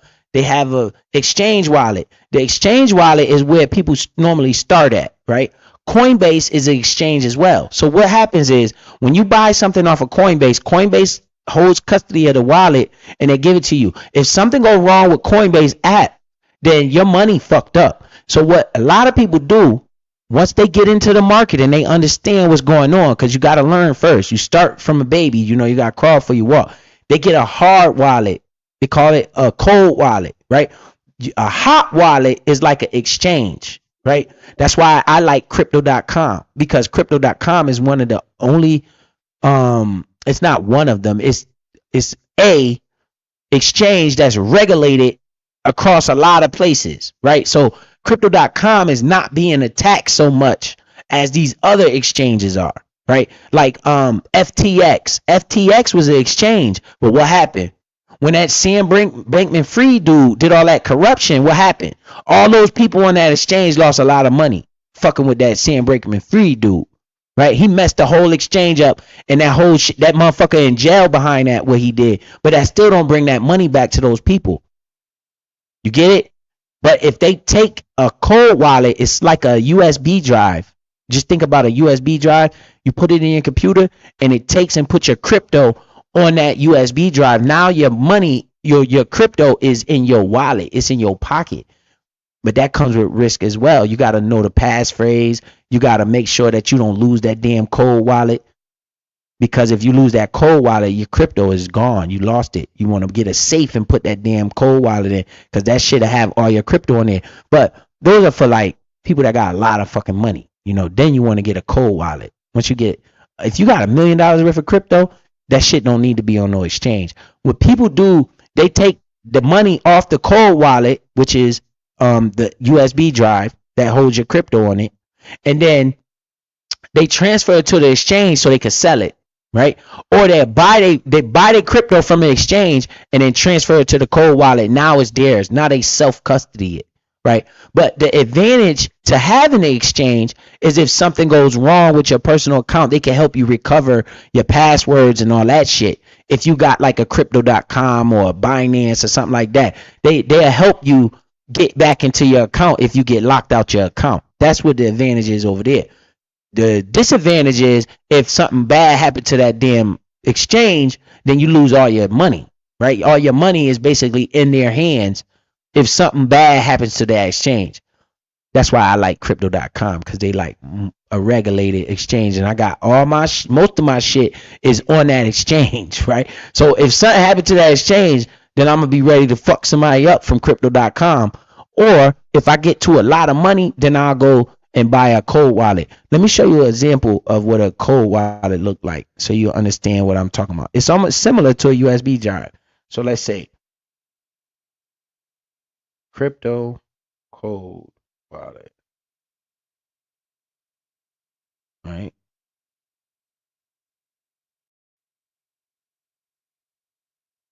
So let me put this on the screen so you can see, and then we could get up out of here. But that's a good question. I'm glad I seen that, because a lot of people don't know. But to get people started, I just always tell them, man, just use the exchange, because they're not dealing with a lot of money when they first start. You know what I'm saying? And these cold wallets cost money. So when you see it say crypto cold wallet, this would be, let's just go to the first one, right?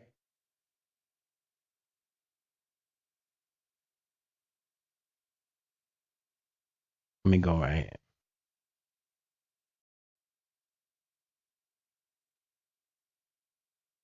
All right, so like this is an example of self-custody. You will buy something like this and then put all your crypto in here. That means it's yours. See how it costs $139? You know what I'm saying? And it's like this. So this is probably a newer one. It look like he's scanning some shit, and it goes to this wallet on this device, and that will be his, right? Then it would be off the exchange. It would be in his pocket, right? That would be one example of one type of cold wallet. That's how it look. So let me see something else. Let me show you a different one. Let's go right here.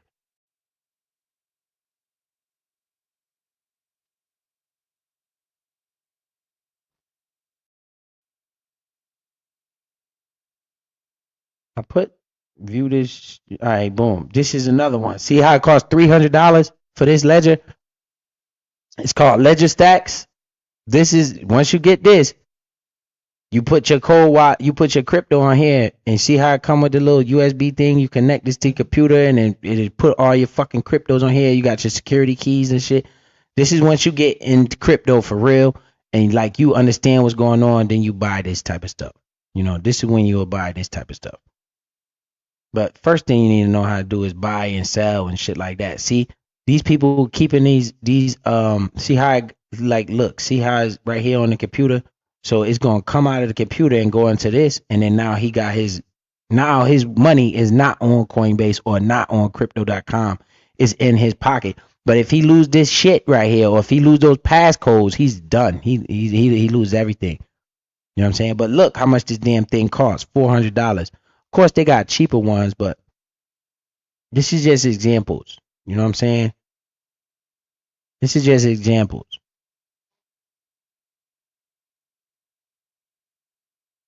You know? Let's go to here and see what this one look like. So you guys can see. These are how these things work. And they all got videos on YouTube that can help you, you know, see these are what you call cold wallets. Right? So they're not on the internet. A hot wallet is on the exchange.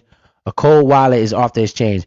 But like I said, crypto.com has a DeFi wallet that's not on the exchange. That's sometimes I use that wallet as well. Like, let me show you.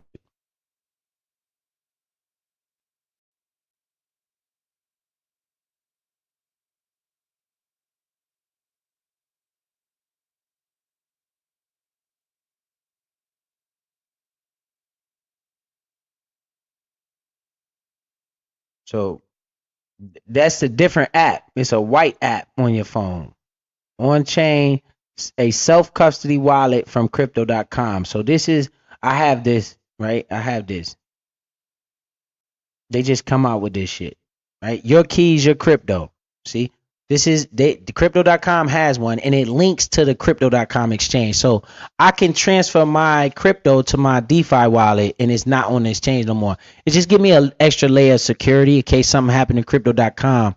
I would still have my crypto on the DeFi wallet. But if I want to sell it, then I got to transfer it back to the exchange and sell it off the exchange. You get it? If I buy it off the exchange, transfer it to the crypto DeFi wallet. It's in my DeFi wallet. It's my keys, my crypto. Get it? Hopefully y'all understand that. Right? So this is what the DeFi wallet look like on crypto.com. See where it says up top DeFi? Decentralized. That's all that means. Decentralized finance. That's what DeFi means. Right? And this is an example of what the platform look like. And that means these assets are not on the exchange. They are in your, see it say a non-custodial wallet that gives you access to a full site of DeFi services in one place. So your keys, your crypto. That's what crypto.com, I told you, that's why I like crypto.com. I think crypto, well, let me show you. I didn't know if I showed this screen. All right, this is what it looked like. See how it look? This is crypto.com offer this, and I got this. So I could change, take tokens off of crypto.com, put it on a DeFi wallet. But normally what I like to do is just tell people about crypto.com once they get involved and then all of this, it's like riding a bike. You know what I'm saying? You get on a bike first, then you learn how to pedal and turn and all that shit. And then once you get on the exchange, then you understand, okay, I need to get this. Or I need to get this DeFi wallet, or I need to go buy me a cold storage wallet, or whatever you want to do, depending on how much money you got in there and your risks, whatever you want to risk. So hopefully that understand. Hopefully you understand that. All right. So that's a good question, Jaron Gordon. I don't know if you still here, but I just answered that. Is this better than using Coinbase? It's just depends. Coinbase is reputable. Coinbase is a good company. It's just more confusing. Like I got Coinbase, but I understand that crypto.com is more user friendly. That's why they winning when it comes to market share. You know what I'm saying? Thanks so much for this topic. No problem, Ricky Ricardo. So I appreciate y'all pulling up. My bad if you didn't hear that, Jaron, but I did answer your question about the cold wallet, man. I know that was a long time ago, probably. But I didn't mean to do that. I was just probably talking about something else. But salute to everybody in here, man. If y'all want to watch the replay. But just know, man, Donald Trump not even in this thing yet. I'm waiting for that. I'm telling you guys, I'm gonna be exiting this market when that motherfucker get in here. I think the hype and all the pandemonium gonna be at extreme levels, and that's when I'll be running for the exit. Right? I'll be like, shit, I done made so much money. Once again, once you make life-changing wealth, what is the point? The risk versus reward is no longer there. I'm not saying that this market won't go up in the future, but just understand you could change your life. I bought a house out of this, right? I did this multiple times. Okay, this will be the third time that I'm about to smoke their ass. And I know it. Well, I'm already smoked their ass, be honest with you. But I think I'm going to smoke their ass even worse. And once I do that, I'm going to take the life-changing wealth, put that shit in the hole, and then use a little bit of that money to go back and invest. I'm not trying to be greedy, because greed is a sin. And money is the root. The love of money is the root to all evil.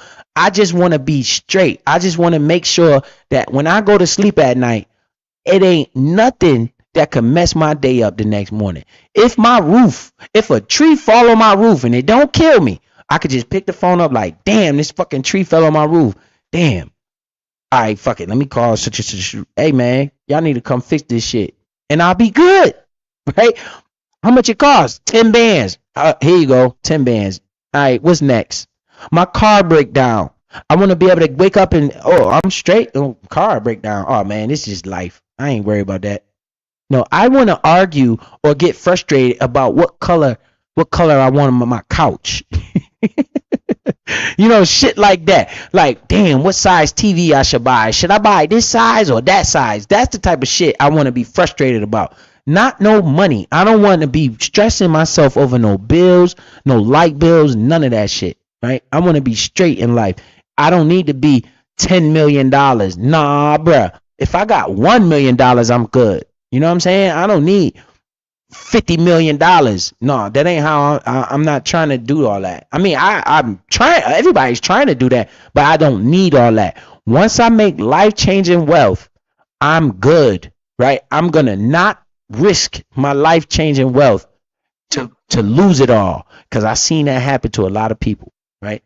Especially this dude with Dogecoin. I want you guys to go look up the Dogecoin millionaire and watch what happened to his ass. He fucked up. That man had like $3 or $4 million and he left that shit there, and that shit crashed on his ass and went all the way back down to where he started from.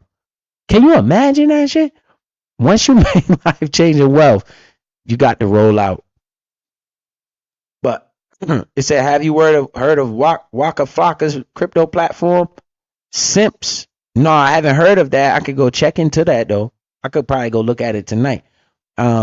Who's it backed by? Like, I ain't crypto.com is official, man. I don't know. Waka Flocka, man, shit. I don't know what the hell Waka Flocka got going on. I'll go check it though. If he got some reputable people backing his shit, then I might, look into it.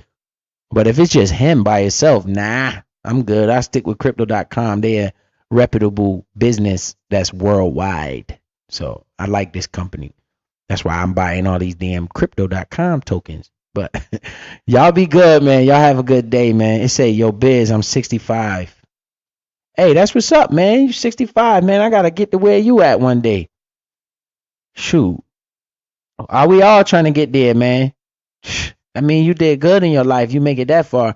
It's people out here that make it 20 years old, 19 years old, man. I be seeing them die. So shout out to you and your age, man. Age means wisdom. That means you know something. Shoot, I trust you, man. You know something. Angel B in the building. Appreciate you pulling up. I'm glad y'all was listening. Hopefully y'all figured some stuff out, but when the market drop in the bull run, understand that's still upward momentum is still there. Donald Trump not even here yet, So other than that, man, I'm out. You know how I like to end the stream. If y'all don't know, y'all know now. But this how I always like to end the stream, because this man right here, he's speaking some powerful stuff right here. And I just want everybody to hear it. So shout out to y'all. Shout out to the chat. And I see y'all in somebody else chat. We could talk some shit and laugh and joke and laugh at these cornballs on this app. All right? But holla at y'all. White people teach their children not just financial literacy, but teach them financial understanding and financial comprehension. And the general rule that you'll find that most Caucasian and wealthy people teach their children is to follow what's called the 10-10-10-70 rule. 10% of your money you should give to a cause you believe in, charity. 10% of your money you should save, put it in a savings account for yourself. The other 10% you should develop an investment fund to figure out how you can find something to make your money work for you instead of you working for your money. And then the rest of your life should be lived off that 70%. And I've also found that you'll see that wise people, they do not buy something once if they can't buy it twice. And if we started following that 10% charity, 10% investment fund, 10% saving, living off of 70%, not buying something once if we couldn't afford to buy it twice, we'll find that we are putting ourselves in a position where we always have cushion capital to deal with the problems of life, and we will not be engaged in this excessive unnecessary toil that comes from poverty. We'll be able to have a freer mind, less stress, and be able to have access to our creativity, find our purpose, fulfill our purpose, and get some real joy and happiness out of life. All right, man. Y'all have a good night. This Naughty said XRP and Dodge on the rocket ship. I know that's right. Be careful, man. Don't buy too much excitement. Just be careful. Make sure you limit your risk. All right. You always take profits on the way up, man. Don't be the one left holding the bag, because it's all about musical chairs. All right, get in, get out. Shout out to y'all, man. Appreciate y'all. Salute.